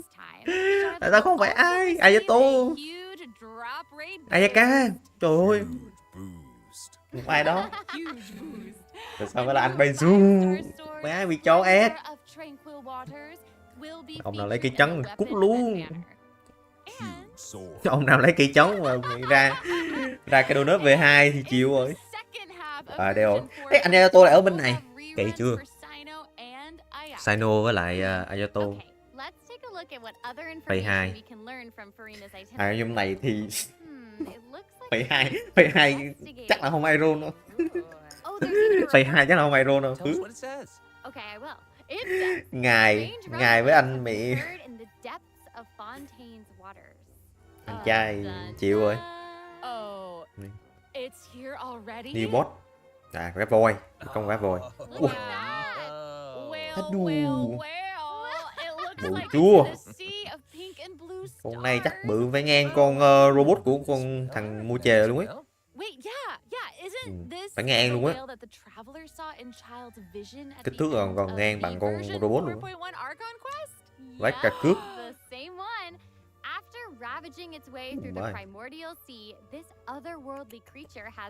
Đẹp ha. Còn là cái màn boss này đẹp thiệt á. Nó bắn kìa. It feels like it might even burst straight through the screen. Oh, I hope not. I get this feeling that this isn't the type of opponent that we can just brute force our way Bạn là through, vũ khí khóc rồi, khóc mày khóc tiếng máng luôn ấy chứ. Hôm nào là cây donut là mày khóc tiếng máng luôn ấy. Hai cây donut á. Oh boy. Okay. Đẹp thế à. Nên là mod này đẹp ấy chứ. What's that for? Okay, since we can't Anh outright rể. it, we'll have to Phải không? Phải anh rể. instead. The creature just freed itself from Nghe tụi anh captivity rể and về. is brimming with anger. Ui. So if you can find a way to capitalize on that anger, Mà tính ra banner vũ khí Phase 2 vẫn ngon. Ra cái cây mái chèo với lại cây cây kiếm qua Ayato vẫn ngon ấy. I guess here it is. Mà. This is an Ui, entirely còn vô trong miệng con cá heo đánh lại con này nữa. Phải chua. Oh, these summoned creatures also look vaguely familiar to me. I wonder what the deal is with all of this. Phải không? Dạ trong này còn một con nữa. Vô bụng cá heo đánh thêm con nữa. Ooh, yeah. All truths will be revealed in version 4.2. Cái môi hệ băng. Well said. Hệ băng là hệ nước ta. Oh man, this boss looks really, really tough. What happens if we, for some reason, can't defeat it? Okay, this update actually helps with that problem. Starting from 4.2, an option will appear on the challenge failed screen to lower the difficulty of the boss if travelers are struggling to defeat them during a main quest. Hopefully this provides a smoother gaming experience for travelers. Rồi mất cây Furina phần 1 và phần 2. Rồi lại cây Ayato. Cái Ayato cho Furina cũng đâu ngon đâu nhỉ. Hey, Chỉ nó không có nó boost xét thương tấn công thường mà. Nó có boost xét thương nguyên tố đâu. Yeah. Let's do it. Tỷ lệ có 33,1 cũng ngon lắm. Xét thương bạo của cây của Furina tới tận 88,2 là bằng một cây bằng nham 44,1. Ôi, cốt 2 này.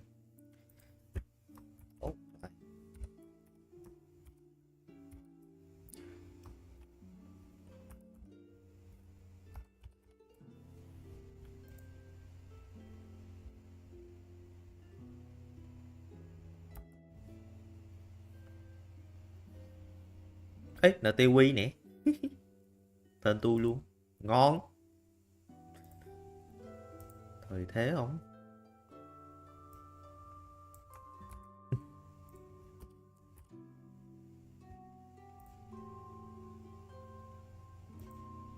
Tôi là tà đạo mà tôi cầm bộ thợ săn đánh thường à. Ồ, dữ vậy. Ủa, từ từ.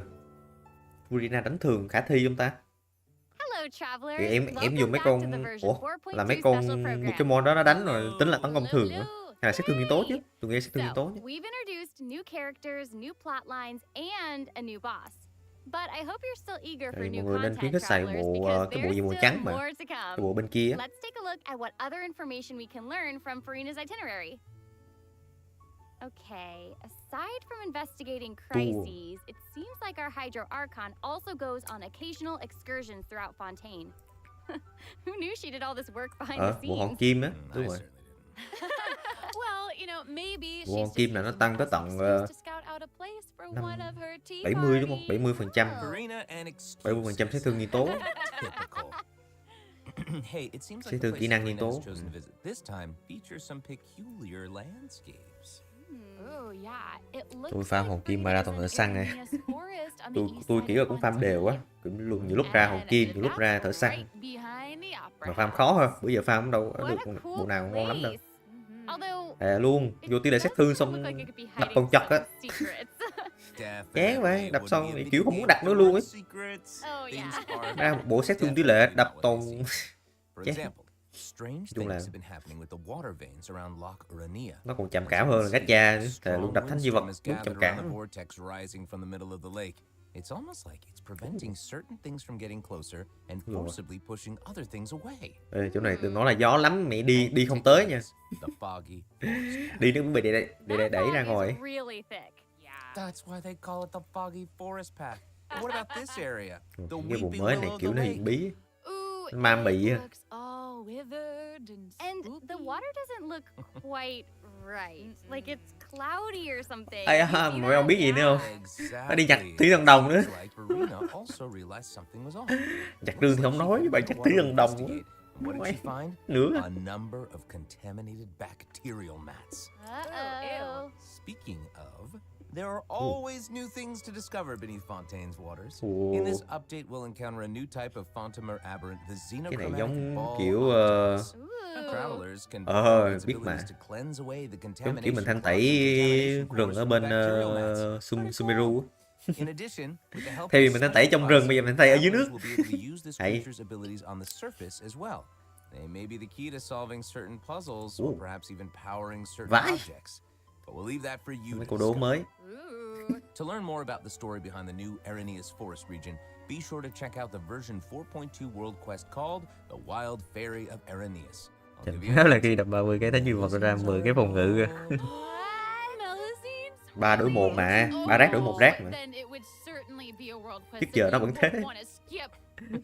To the south of Arrhenius Forest, Hiếm you'll lắm find mà the Mortal. một cái bộ ngon mà chưa chắc gì đã đập lên đã ngon đúng không? Hên xui nói chung. Còn toàn là gacha thôi. Vừa gacha nhân vật mà vừa gacha thánh duy vật. The very next stop on Furina's itinerary, so let's go check it out. Okay, I bet a bunch of travelers Khu vực noticed mới. this tower since they've arrived in Fontaine. I'm so Thì excited giống that cái we hải đăng finally vậy. get to check it out. Yes, same. Cái tàu tháp kia nhìn In giống hải đăng. version 4.2, the sealed ruin tower is the focus of a Cái quest vùng biển series thì nó phải called có hải đăng ấy. Search in the Cái này nó lấy mô típ từ hải đăng luôn á. I Nhìn là biết. know. Cái thiết kế này nhìn y After chang mà. unlocking 4 seals along its perimeter, the tower and its long buried secrets will be unveiled to us. Oh, amazing! Okay, it would feel great Mới to thì có finally gì xài nấy thôi. demystify all the secrets Ông của tôi churning kiểu and kỹ tính lắm. swimming in calm water. Âu ba bây giờ kỹ tính lắm. Phải là tỷ lệ sát thương, không tỷ lệ sát thương. I also- Xài bộ cũ. We all want answers. I also Phải là cái tỷ lệ sát thương heard à. the quest has Nói chung là phải some cân sao cho tỷ lệ nó, primordial sát thương nó đều với nhau ấy. It seems like Tỷ a lệ chắc cỡ very 60-70, important and sát very thương thì 150 deep đổ lên. story behind it Đấy. all. Còn làm sao cho nó được cái khoản đó rồi mới dám xài cái bộ mới. Còn không thôi là mít 2 bộ. Chứ xài kiểu xài tạm thời kiểu nó cùi lắm. Không ngon. Oh, Lại là boss mới.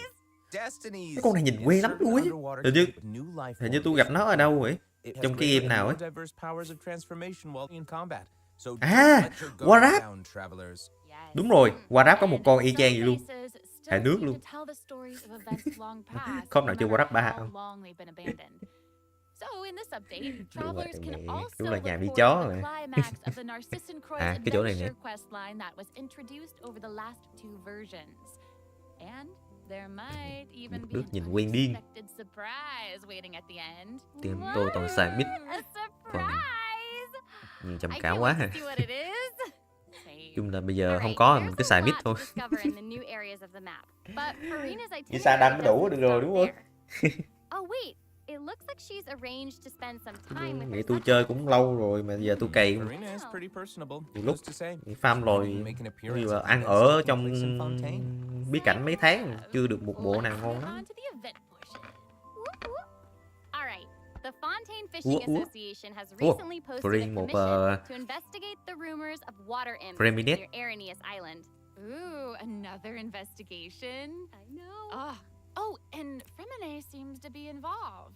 That little clockwork penguin. Ở đó hay gọi là next ma to nước him à? must be one Đúng of his rồi. companions. Đạt nói đố này. Doesn't look like pear. Ma nước ấy trong Warcraft 3 ấy. Is Thelsi. The name comes Cái con mà hay from bắn Artemian nước ấy, fairy mà tale that thề describes nhìn ý a chang không khác terrifying gì. creature that lives underwater. Đạt ở đó chơi Warcraft 3 chắc biết. To keep children away from the shore. As the story goes, Còn đó children thì who play by the map nào water chả are có. food for Thelsi to devour. Map tổng hợp này, map Yeah, Racing, for Dragon real. Ball cũng có. Well, children must be Chung là pretty afraid of hầu that như map nào cũng creature. có. I know, right? It does seem a little unusual for Fremine to give this little penguin a name like that. There must be some other reason. Wait, hey, does this event also have something to do with this clockwork penguin? Absolutely. In this Free cây vũ event, khí cho we'll be tử thần helping à? Fremine make some improvements Ủa, to hình như this có little đúng không? clockwork penguin. Có chứ. There will be a total of 3 main stages to the À, event. hiện tại nó có một cái cây kiếm gì.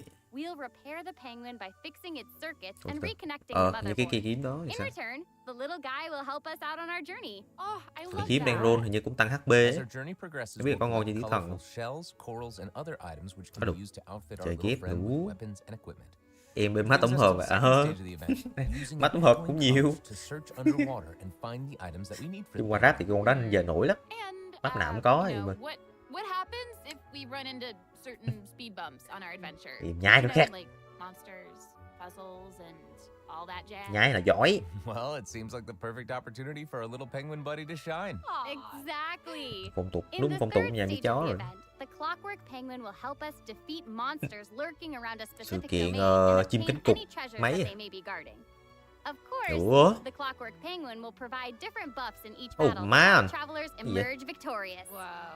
Now, as for the story behind these battles, travelers will just have to find out for themselves. Ủa, rồi bật con chim cánh cụt làm gì? After helping the penguin, the next item on the itinerary is... Oh, the cute little fungi are back! Cool. Hania, a friend we met in Sumeru, has arrived kiếm in bến tàu á. Fontaine to Ồ, đúng rồi, đúng promote rồi. Little Fungi's Fantastic Fiesta. Oh, and kiếm mà roll cũng ra á. speaking of fun, Luôn trong banner vũ guys, khí. I think I recognize some familiar faces. Bongo Head, it's time to shine. À, cái kiếm Attack on Hey. cái kiếm mà giống trong Attack on Titan đấy, đúng rồi. Aside from taking place in Kiếm lọc giấy. Fontaine, the gameplay has also been optimized. Previously, we Cũng tăng led HP. the little fungi in Kiếm nó battle cũng against tới thằng the xài được á. Honkai. This time, we'll have the opportunity to Sao challenge lại all nhái the với nó học most tập rồi. powerful Đó. monsters. Awesome. Nữa. Travelers will be Lại là cái này à. a variety of fungi, adjusting their movement Cái to sự kiện target quen different thuộc luôn enemies. á. And don't forget to use marvelous gels to Điều instruct the khiển little Pokemon fungi nắm with nè. these powerful skills. Yeah! Travelers will hopefully enjoy playing with the fungi more than ever. Here's hoping. We actually I have a little note here to pass along from our developer friends. It's the note someone holding. Well, they hope to make the little fungi and some other events permanent so travelers can play at any time. The team feels that the current design doesn't adequately sustain long-term Hồi đó đi gameplay. chăm mấy con này mệt mấy cước á. We're going to Thề. continue iterating, optimizing, and improving this Đâu event trừ while chân lý. also working hard to develop interesting content that is relevant to Má. the overall game. Cái Thanks, đánh devs. đánh cờ phiên bản bị chó rồi. All right. Okay, let's take a look at what else Farina's itinerary has in Kỳ nào đó có một store. lần rồi. Oh, it's the Graph Adversarial Technology Experiment Log. Là chụp I'm hình more đúng. than ready to fight some adversaries. Let me at 'em! I wish I could, but it doesn't actually involve fighting. a researcher obsessed with graph adversarial technology, has made great contributions to the study of counter-criminal image recognition. She believes that her research can help her achieve great success. But her scholarly responsibilities make it difficult for her to collect the field samples that she needs. I'm guessing this is where the traveler comes in. Okay, you're not wrong. But Pauline's request is actually pretty reasonable. To receive rewards, simply submit photographs of 5 different sample types that match the characteristic that's given on each day. Sounds simple enough. You can also exchange these samples with your friends. Sưu You tầm might be tem able á. to find useful references for the samples that you need to collect in the Adventure Archive. At the end of the quest, Right. travelers will receive a special gift Oh. from Pauline. Ooh, That's right. It's the zoom lens we mentioned during Charlotte's character introduction. oh, how fun. To use it, just equip the camera and activate the zoom lens in your inventory. Bây giờ The mày zoom làm lens thiết can bị be attached to camera all zoom cameras nữa. obtained in the game up to this point. When equipped with other characters, the zoom lens won't be able to be used in combat, but if you switch to Charlotte and hold her elemental skill, you'll be able to snap pics with zoom lens even while fighting. You can even use it in domains. Double wow. Đi đánh lộn nha, Oh my vẫn gosh, vẫn vẫn dùng máy ảnh được. And I bet travelers will be able to capture some amazing moments in co-op mode too. And even Rồi, if you chắc là miss vài bữa the là sẽ chance có to sự kiện participate kiểu in the event, đi đánh, there's no gọi là need chụp to những bức worry. ảnh phải gọi là Travelers will đỉnh still đỉnh be của able ló to ấy. obtain the zoom Đấy, sẽ lens chụp lúc after những the khoảng khắc đi event đánh ends. lộn ấy. It rằng- seems like Farina has also learned of the existence of a domain shrouded in mist. Travelers Bí who cảnh. master the ley line features and put together the À, cái bí cảnh này strongest như Farina đi đánh will lộn be nữa. able to easily beat their opponents. Lộn xong rồi nhận Now, bút cái less gì. experienced travelers like myself don't need to worry Nhìn either. quen lắm. Using trial characters and taking advantage of the buffs brought about by the ley line are also Nghe great bản ways to anime come out 1 on năm top. của Genshin. That's right. And Chào travelers mừng who are more Rory, đúng rồi. confident in their Bị combat chữ quá skills trời luôn á. choose to jump Đó giờ tại straight sao to mình final kỷ challenge. niệm 1 năm có thánh chiến ấy.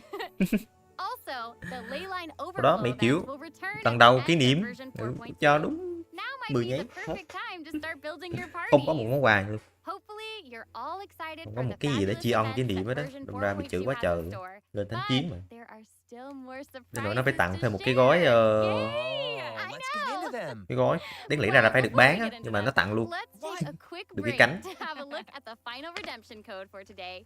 See you in a bit. Okay. Nhưng mà cũng bị chửi. Nói chung là cái 1 năm đó kiểu bị chửi ấy, liên tục ấy. Rồi cuối cùng thấy không? Rồi cuối cùng nhập luôn.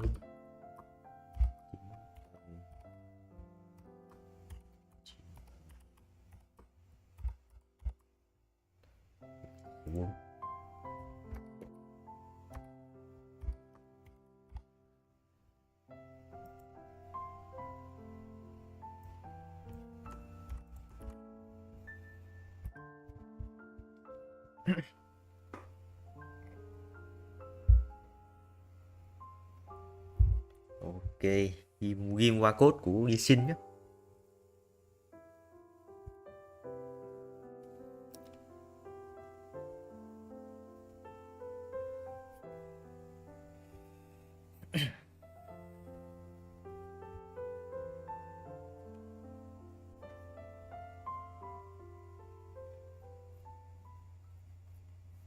Welcome back, travelers. Okay, I just took a look at Lady Farina's itinerary, and it seems we've actually reached the end. Mình nhắn gì? Aw, I know. So we've submitted our appointment request to Surintendant Cheval Moran. While we're waiting to hear back, let's see what system optimizations we have for the upcoming version. Let's get into it. Okay, so first up is the quick challenge feature for weekly bosses. New players or players who prefer to spend their time exploring may have yet to unlock certain weekly bosses, and it's difficult to raise new characters when you can't access the boss drops needed to ascend a certain character. Totally. True. In version 4.2, travelers who are at adventure rank 40 or above will have the option to quick challenge a weekly boss by Tôi navigating xem to bên the group Trounced Mickey mới biết à. domain Ủa, section of the group adventure Mickey liên quan tới bên All Genshin nữa. weekly bosses will be available to challenge, except Storm Terror and the Wolf of the North. Đấy thì cái đoạn lúc kỷ niệm 1 năm ấy. Nice. Yeah, now we don't Chữ have quá to trời wait to luôn. advance the story before we can level up a new character's talents and skills. Exactly. Also, we're Xong introducing từ đó updates bây to giờ Shameless kiểu Communication kỷ niệm 2 năm hay là 3 năm á, nó sẽ tặng một 3 con new character cards and 5 new action cards will làm be con added. linh There thú will also be an cho accelerated 10 duel nháy feature rồi which will provide a smoother kim gaming cho nhiều hơn một experience. xíu. mà quà nó vẫn phèn phèn, không so được với lại tụi bên mấy khác được, như Nicky hay là Blue Archive đúng không, hay là mấy game còn lại. Hồi đó ngồi xem drama cười, anh ngồi anh hóng thôi em, anh ngồi anh hóng thôi chứ anh đâu vô. Hài biết cức hả? Mà toàn nghe chửi không à, đâu ai ủng hộ đâu. Có một số ít nhưng mà kiểu hầu như toàn chửi. Từ cộng đồng Trung Quốc sang cộng đồng nước ngoài, kiểu váy build luôn. Heated battle mode and the Forge Realms Temper Endless Swarm will Nicky Mai Annie 1 năm à? Đúng rồi. Như Nicky Mai Annie. Tôi có chơi một thời gian. Nicky chơi giờ kiểu nó có tặng gì không? Nó có gì mới mới không? Chứ cái game đó tôi chơi kiểu nó khó ấy. Thằng em của tôi cũng chơi Nicky này. Đúng không Đạt? Giờ em chơi Nicky không? Chơi không ta? Bạn chơi Nicky không ta?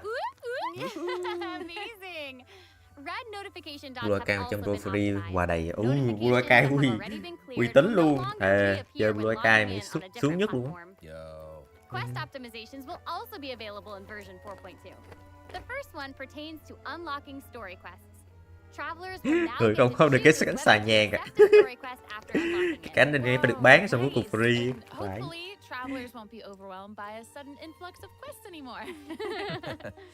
The update has also made notifications about prerequisite quests. Này cái bộ năm nó có kiểu kỷ niệm giữa năm nữa. Chứ Blue Archive có cái kỷ niệm giữa năm. Hết rồi anh nè. Hôm bữa thấy Đạt cày xiên mới cứt. Mình chơi thời gian kiểu má khó, game cày khó mới build. Hồi đó Nicky bị một cái drama là kiểu nó làm ải quá khó ấy. Người chơi kiểu build mạnh với build nhưng mà vẫn không đi qua được cái ải. Thấy là có cái drama đó thôi. Trong đó còn 2 cái vú chà bá. Tẩu không phải 2 cái vú, hai cái ass chà bá chứ. Mình nhìn mình toàn nhìn ass không mà. Ass nó nảy thôi. 2 cái vú ở dưới ấy.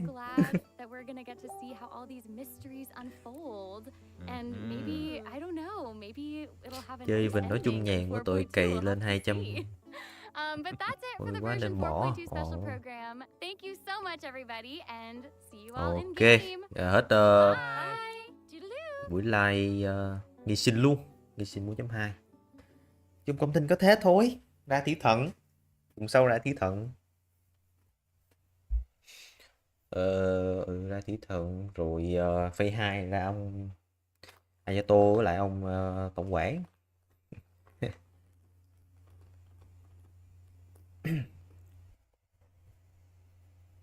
Genshin làm gì có 1.5 2.5 Genshin thì nó không kỷ niệm giữa năm. Genshin nó chỉ kỷ niệm đúng một năm nó kỷ niệm thôi.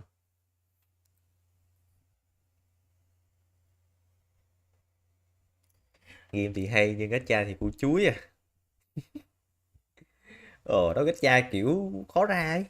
Lúc đầu tôi tính làm series về Nicky á nhưng mà kiểu gacha khó với build. Tệ. Hơn thì ra không thì kiểu nó hay lệch.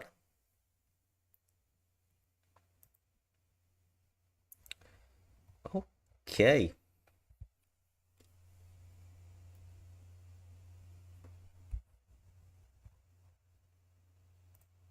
Gì là hết rồi. Nhanh rồi.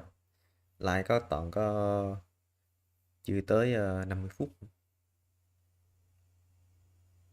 40 mấy phút hết live rồi.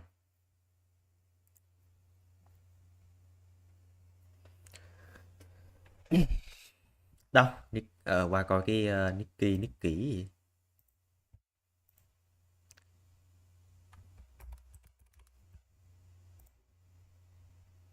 Cái này đúng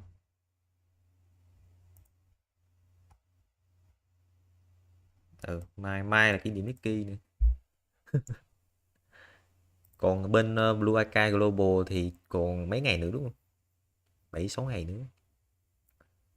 Bên Global rớt quá, bây giờ mới tới kỷ niệm 2 năm này.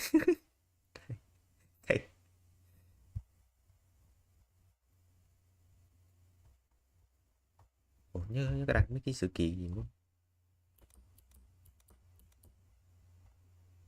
Này đang có banner của em Snow White Innocent Day. Tuy là ăn được SR nhưng bằng không. Ai ai ai. Ít ra nó không như đậu muối.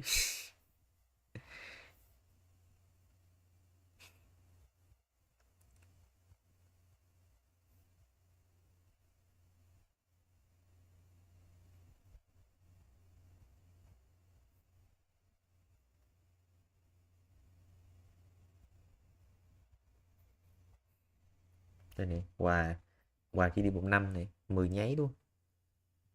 Cái này là cái gì thế? Ký hiệu à? Ký hiệu 1 năm. Hả? Trời ơi. Tôi bật play đùa rồi. Em tóc trắng free á. Em chúc buổi tối vui vẻ XD. Ok, cảm ơn cảm ơn Resa nhiều nhá. Cảm ơn Resa. Trời ơi, Resa tối nay còn đổ nét nữa, ngại ghê. Này free á, này free thế ra banner roll nè, roll kiếm thêm.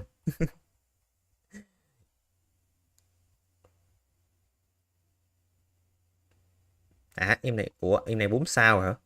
Em này có 4 sao hả? Đó, 4 sao SR mà. SR mà. Tao quá không chơi lú à. Chắc tôi chơi lúc đợt collab với lại bên Chainsaw Man đó. Nhớ là Chainsaw Man.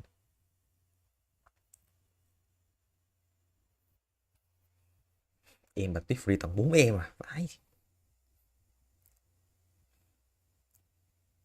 Anh Ni này ra em nào ta? Ra em nào? Chứ em này free thì chỉ còn cày là có à. Em này á, phải em này á. Ủa, em này đâu liên quan đâu. Em này cũ mà. 5 sao hả? Ồ.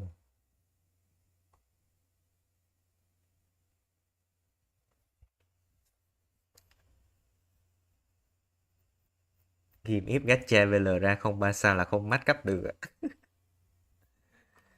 À, hiểu. Là muốn lên cấp là phải gacha để lấy sao xong rồi nâng cấp đúng không? Ừ. Má game. Game này cũng biết làm tiền ác đấy. À.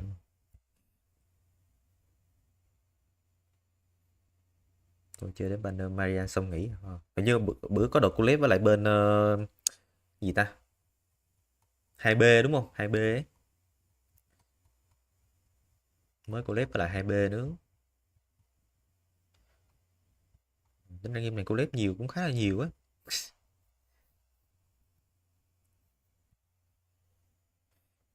Em lấy được 2B với A2 xong bỏ à. Lấy collab xong cút luôn. Nghe nàng có collab quay lại. Ok, biết mà. Chả thế. Có collab là quay về chơi liền. Cái này là skin đúng không? Ê, em này nhìn giống Mika mọi người. Giờ để ý mấy cái skin này nhìn giống Mika đấy, cũng có cánh này, cũng tóc hồng này. Mấy ông bữa ghét em này với lại Mika này.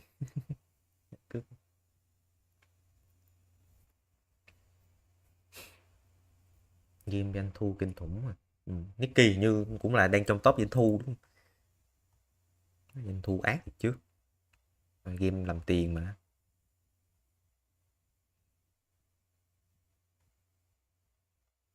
Tôi sợ. Cái skin này chắc chắn là mày mua luôn á. Thề. Cách cha hoặc là mua.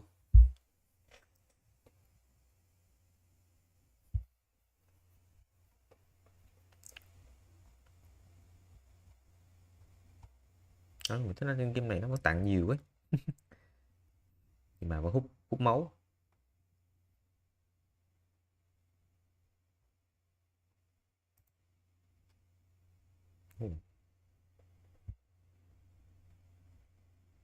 Tặng vé này, thấy cũng tặng nhiều quá.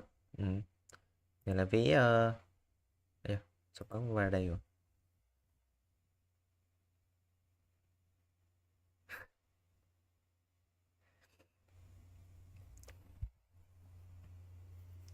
Honkai gì em 3 sao là chơi được rồi. Honkai thì nó không chú trọng về sao lắm. Nói chung up lên thì chắc chắn là mạnh rồi, nhưng mà cũng không chú trọng về sao. Chơi nhàn hơn một xíu. Sao thì bây giờ chỉ cần Elipma có thể nâng được đúng không? Elipma thì bây giờ mình cày cũng có mà. Hay là mình gacha nó vẫn ra. Kho khẩu ý gì? What the fuck?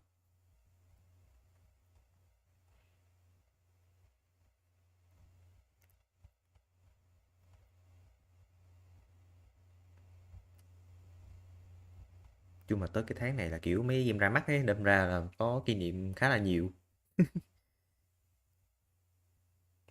Thấy bây giờ toàn kỷ niệm mấy tựa game không.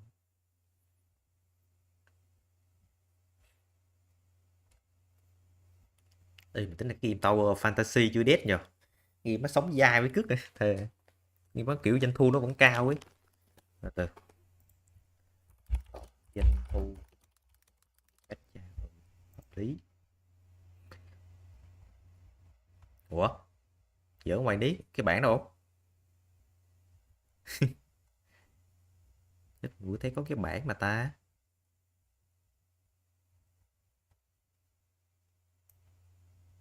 Giỡn ngoài ta.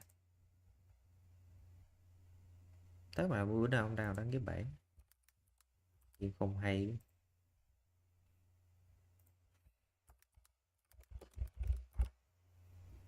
Rồi, lúc này tháng 7.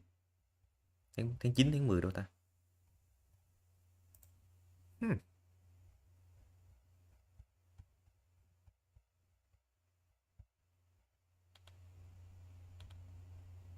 Mình tìm kiếm ngu quá thế nhờ. Đúng rồi, cái tìm kiếm Facebook ngu quá.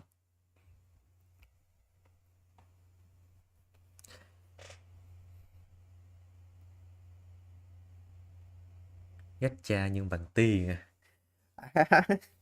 Gì? Người nó cũng tạo điều kiện cho chơi nhưng bù tỷ lệ của chuối. Chán vậy. Nhưng mà ca nhàn nhất rồi. Nhàn nhưng mà cũng không nhàn. Bây giờ banner lý mình cứ úp vô mặt thôi. Nói chung cũng nhàn. Kìa. Cái ông bữa đăng doanh thu nhớ là có xong mất rồi. Giỡn hoài.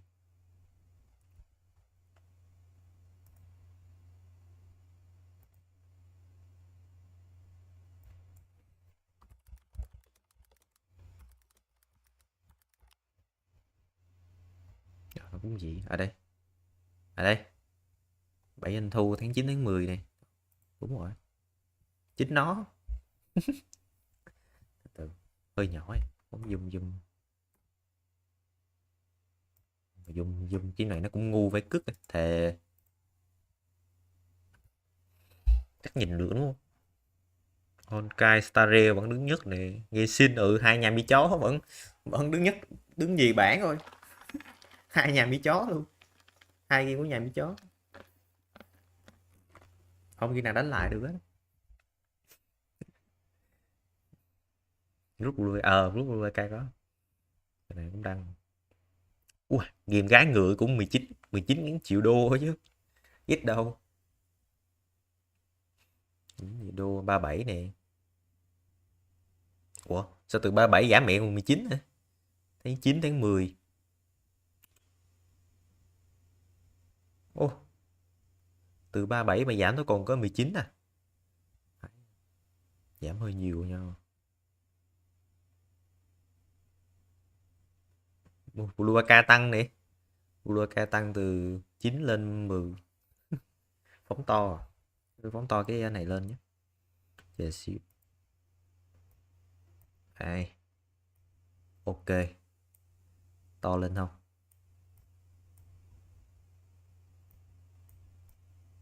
Đó. Ok chưa? Thấy chưa? Thương ngữ mê nhất MTO à? À MTO thì tôi đang có video rồi đấy. MTO phiên bản Festival á. Mới ra TO Toka TO phiên bản Festival mới làm video luôn rồi, mới đăng luôn á. Như giờ có video rồi, 8 giờ tôi đặt lịch là 8 giờ, giờ có video rồi. TO phiên bản Festival.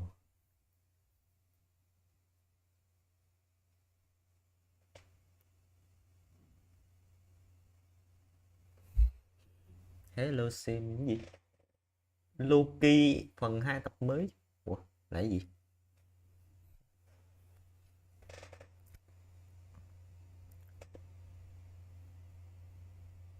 Ok không?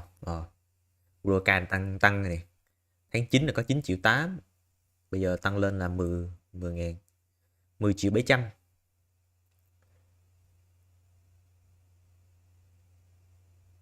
Nicky kìa. Ủa, Nicky giảm mạnh á. À mới đầu tháng quên.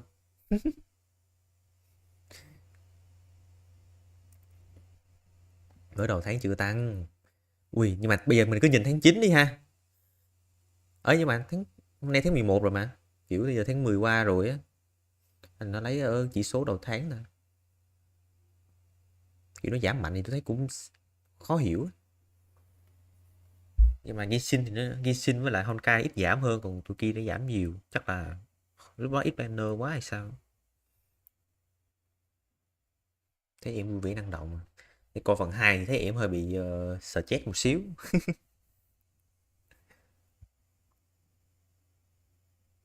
Honkai tôi thích nhất rồi, Genshin với Honkai style phụ thôi. Ui Nicky cái doanh thu tháng 9 32 củ á. Ở đâu 32 triệu đô à, vãi. Cũng ghê chứ. Blue nó không hút máu nên doanh thu nó thấp hơn. Nó mới như chỉ được game mà ngon rồi. Blue nó vẫn phát triển được á. Ra được Bo Legend.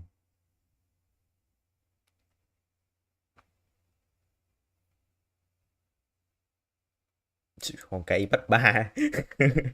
Má nhà Honkai Bắt mẹ kiểu nghèo vãi.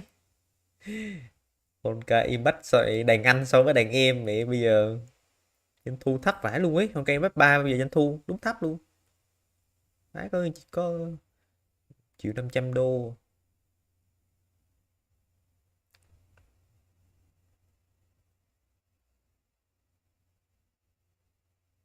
Phần 2 em là main mà. Đúng rồi, phần 2 TO là main.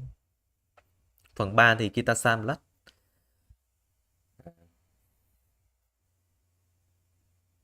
Giờ ta thế thì coi doanh thu xíu xong tôi ót à. Coi tới 8 để xíu nữa đó. Trời, công chúa kết nối bị giảm doanh thu luôn. Phải thật. Tính ra bây giờ chỉ có nhà mi chó mẹ bây giờ kiểu là game bách cha phải gọi là doanh thu cao ngất ngưỡng luôn.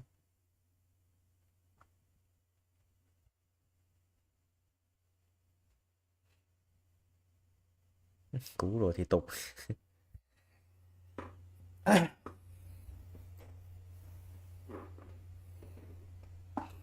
Rồi đàn anh nhường cho thằng em biết sao vợ.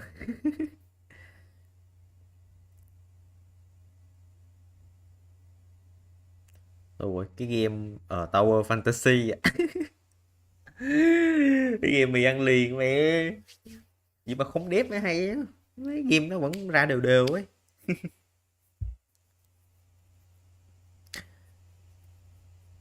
Game vẫn nhàn điên. Mà cái game đó tôi nhìn cái hoạt ảnh animation nó kiểu nó bị cứng á. Hotstar Studio làm kiểu bị cứng, không hay. Skill thì đẹp đấy, bây giờ skill kiểu nó làm chỉnh chu hơn rồi nhưng mà cái animation nó vẫn cứng, không bằng như xin.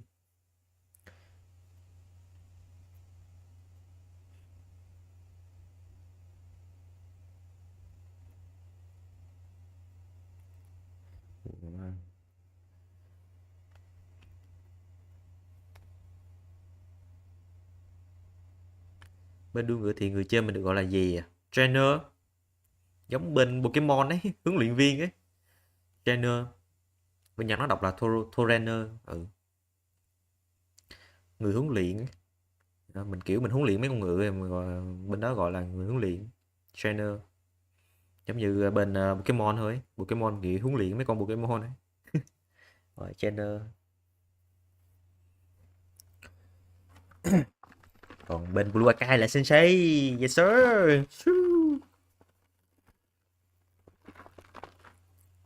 Sensei Bú Lu.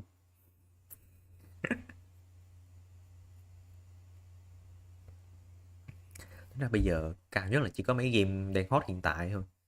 Mấy động muối nó cũng hot nữa cơ. Động muối thì khó nói rồi ha. Mẹ. Game nó hút máu cực luôn á. Hai game đây nè. Hai game này. Hai game này đúng hút máu luôn này. Nicky với lại Faye này. Hút máu thiên nghĩ đen luôn á.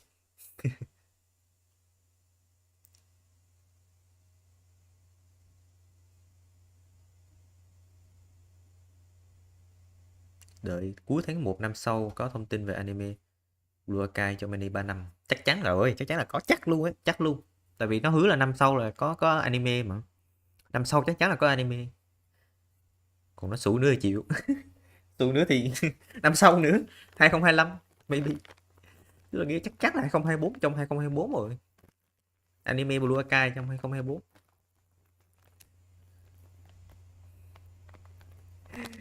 Sẽ tiền bú lú học sinh. Bú lú. Mày bú lú nguyên mày cái chiêu tốt luôn. Game zombie top 4 mà. Cái game zombie. Bây giờ gọi là game zombie. Ngon. Mà game đúng hút máu mà. Hút máu ác luôn á. Ray thì thấp. Đây, bảo hiểm thì chát đúng không? Nghe nói bảo hiểm khá là chát. Hầu như là bên Nhật người ta chơi kiểu nạp điên luôn chứ. Điên nạp khùng. Ở nhưng mà đi server global mà. Phay nó làm 2 server đúng không? Cái này server global.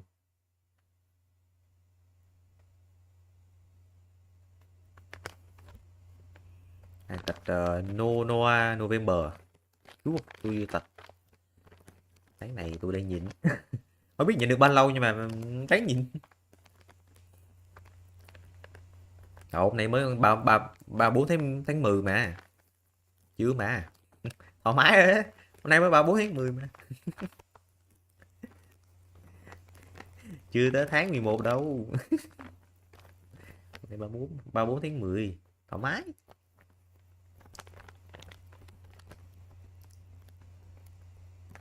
Inventory cũng đỉnh nha. Inventory kiểu Viết 7 này, Viết 7 cũng hay.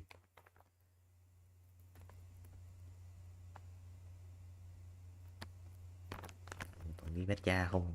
Ơi, cái game mới nổi nè. Cái game River 1999 này có ông nào chơi không? Có NNN. Chipoen đi. Bây giờ mình đọc nó là Chipoen đi cho nó ngầu. Chipoen. Ở đó chúng ta đọc game A là Triple A đúng không? Bây giờ tôi có Triple N. Ừ. Cai tập Triple N chưa? Nghe ngầu nhờ. Tôi tự đen ngày 34. 34 tháng 10 mà em thoải mái đi. 34 tháng 10 mà, chưa tới tháng 11 đâu.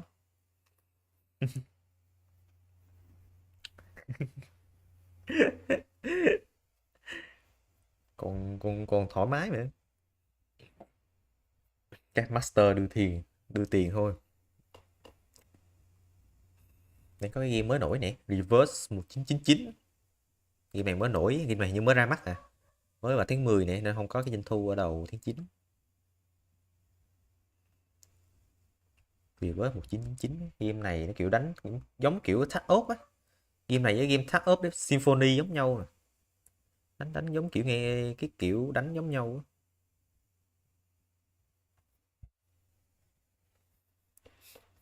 Khi chơi như FGO được cái HD. Thấy ghép mấy cái tỉa bà lại xong đánh đúng không? Game này thì nhân vật cũng đẹp, nhân vật đẹp thật. Mà cách đánh thì nó cũng tôi thấy kiểu nó sao sao nhỉ. Kiểu ghép mấy cái thẻ lại xong rồi đánh.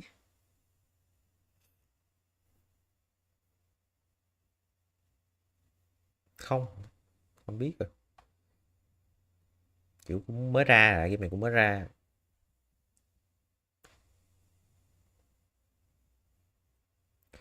Punishing Ray này, Punishing Ray Raven cũng doanh thu nó cũng ngang ngang coi đó, không có giảm mấy.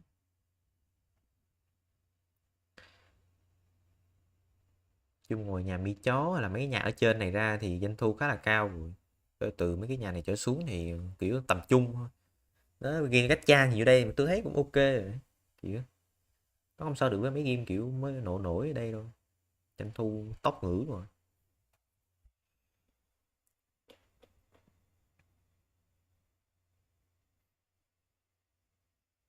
Nên là chơi game mới. Để coi khi nào rảnh. Giờ cũng chưa sắp xếp được. Trên Face giờ nhiều câu cám dỗ làm chú. Câu gì cám dỗ vậy? Chơi gì để cám dỗ ta? Trời ơi, còn 10 nháy nữa là tôi rước về em Bilibili rồi. Nhưng mà còn mấy ngày nữa. Sợ không đủ á, không đủ chắc làm tí. Sợ không đủ á.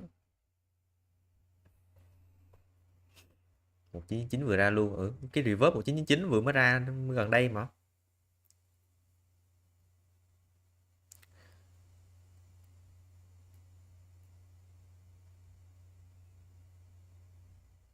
Thấy doanh thu cũng tăng, bắt đầu gọi là cũng cao chứ. Không biết về sau thì chắc giống như thắt ốc hay không, nhưng mà thấy nụ hốt à. Ê, hình như Triple Z chắc sắp mở beta đúng không? Triple Z của nhà Mi chó ấy. Gì Zero ấy, Zenless Zero gì á. Tên toàn Z à, rồi tôi đọc là Triple Z đi cho nó dễ. Sắp ra bản Global Beta, Global Beta 2. Sắp đăng ký Global Beta 2. Không biết như thế nào, biết có gì thay đổi không. Mày chó bây giờ kiểu mày ra nhiều game với cước á. Má mày.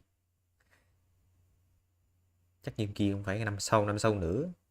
Chứ mới ra Honkai mà, chắc là năm nay không có. Tôi nghĩ là năm sau, trễ lắm là cuối năm sau hoặc là đầu năm nữa, đầu năm sau nữa.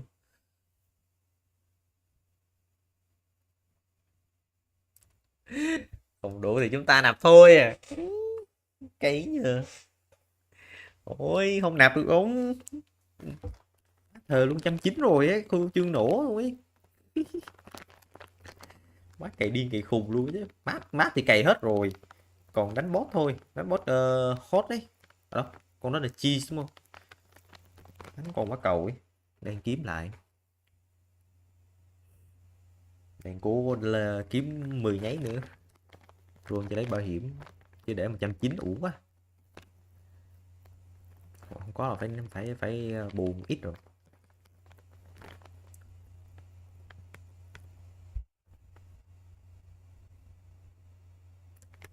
Nên bây giờ trên Weibo game có game gì nó hot không?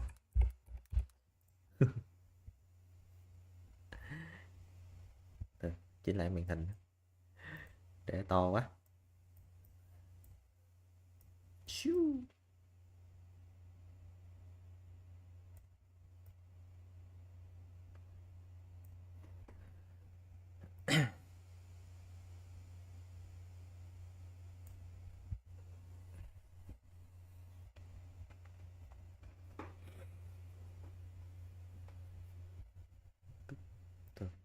Ok. Vô game như bữa nay game gì ta? Reverse đúng rồi. Mới ra reverse nhưng mà chưa có đây nè. Đây rồi. Vãi cước. Hết mẹ hàng rồi. Yes. Ui. Acme Trung Quốc 28k 110.000 chát. Mới ra hết mẹ, chưa kịp ngó nữa, thề luôn ấy. Hết lì vậy. Mới ra được có mấy ngày à.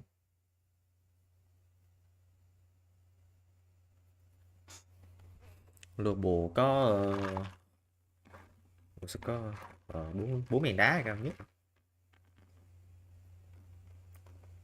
20 nháy 4.000 đá này, mua về roll cho vui chứ đúng chắc roll được bao nhiêu nháy đâu.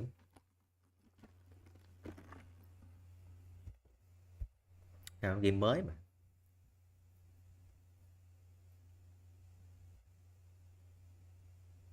Guardian Teal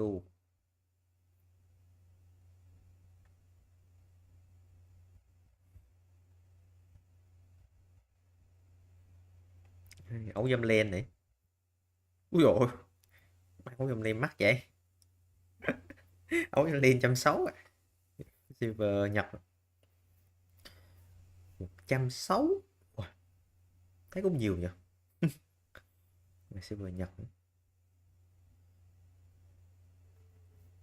Honkai hình như là mới update cái 20.000 rồi. Bữa rồi hình như nó bị hết hàng, giờ nó update lại. Quạt này là 60 lại, phải chưa? Global 140 chát chưa? Global 140 điên. Ôi giờ tại sao bữa trước tôi không có mua? Mắc quá.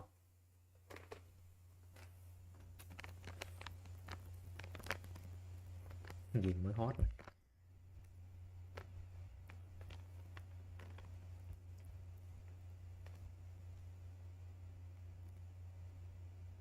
Victory Nicky thì chung chung.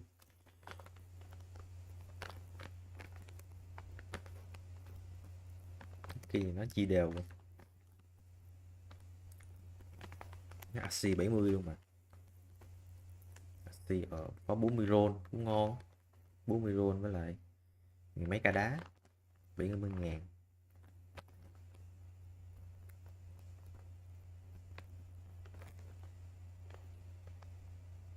Sim giá phay à? Phay nhiều loại lắm nếu tôi nhớ không nhầm. Đấy.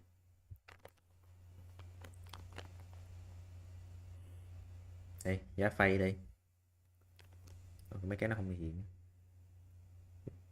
60.000, 100.000, 120, 400, 2.200, 400. What the fuck? 3.001. Cái roll ở dưới. What the fuck? Nhiều loại ha. Đúng là mẹ Weibo game chuyên bán về FGO mà. Đúng luôn. Nó cũng có nạp lại bán mấy cái FGO á. Nhiều vải luôn ấy. Cái hàng cứ nhập về đóng không. Ba mắt chúa 200, 300, 180, 160, 120. Này có này rẻ nhất 20. Mua về rồi cho vui ấy.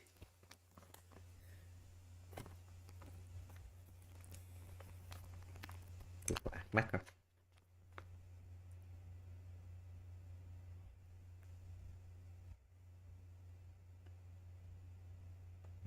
Nhiều loại quá. Nhìn nói chung nhìn chả hiểu mẹ gì nhưng mà kiểu nhìn là biết kiểu nó nhiều loại ấy. Kiểu chơi sao nhỉ? End game thì chơi gì nữa à. Nhưng mà người nào kiểu thích kiểu mạnh mạnh ấy mà mua giờ chơi kiểu vậy, kiểu vừa nhiều đá vừa vừa mạnh ấy.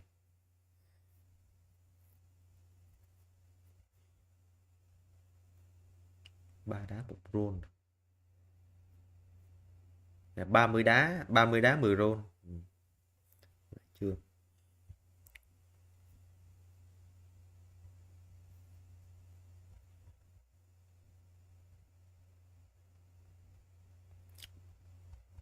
Không phải thì tôi không có chơi nhiều không biết.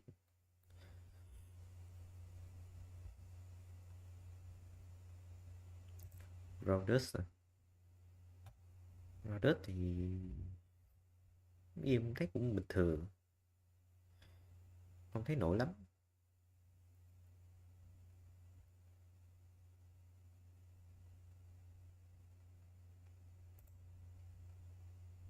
Rồi bộ mắt phải thề 200.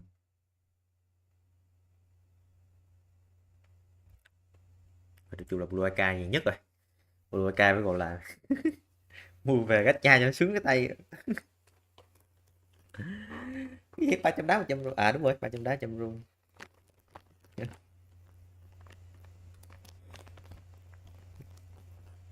100 run. Phải chưa? Ôi shit. Chắc giờ ốp là đẹp nha, 8,5 ốp đi. Tuần sau thì chúng ta sẽ có gọi là lịch như thế này. Tuần sau thì giờ là ba banner thủy thần đúng không? Banner thủy thần thì tôi sẽ đăng up cái gacha sau. Đấy, thông báo roll. Honkai thì như tuần sau luôn đúng không? Honkai cái tuần sau hay tuần sau nữa chứ? Mười mấy ta, mười mấy như tuần sau nữa. Honkai tuần sau. Tại vì Honkai hôm nay tuần này livestream thì phải tuần sau nữa mới ra banner. Còn lâu. Nói chung tuần sau là chỉ có Genshin thôi. Genshin với lại Blue Akai. Blue Akai tuần sau cũng có banner mới rồi. hết banner collab rồi. Tuần sau phải cố gắng không là mũ đấy. Tuần sau Blue Akai ra banner nữa. Chắc là banner em ở Vol 5 ấy. Tôi nghi lắm. Cái em mới ở Vol 5 ấy. Mở đầu cúp chuyện mà.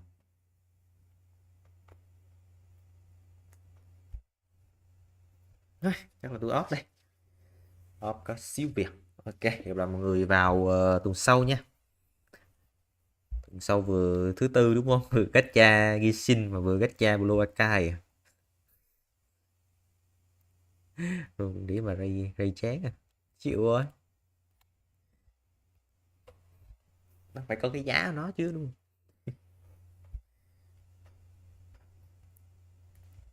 Bye bye mọi người, hẹn gặp lại mọi người vào tuần sau nhé. Bye bye. See you again. Chúng ta sẽ có một buổi gacha bùng nổ. Được không? Cốt truyện Blue Akai tuần sau. Cốt truyện Blue Akai với lại Genshin luôn. Cho một ngày thứ tư vừa làm cốt truyện Blue Akai vừa làm Genshin. Nghe có bị khả thi. Không khả thi lắm nhưng mà vẫn là có khả thi. Trời ơi, má hai game mày update cốt truyện. Khó chưa? Genshin thì chắc là ngồi đọc được rồi nhưng mà Blue Akai là phải dịch. Mà chắc là tôi nghĩ là QUAN với lại Arona Blue dịch đó. Nhanh lắm. Chắc là tôi hơi cần dịch thôi. Ta thêm mấy em trường Nhật. Như ra em kia. Ra cái em mà giới thiệu á. Cái em mà trong cái trailer giới thiệu á. Ok. Bài toán nha.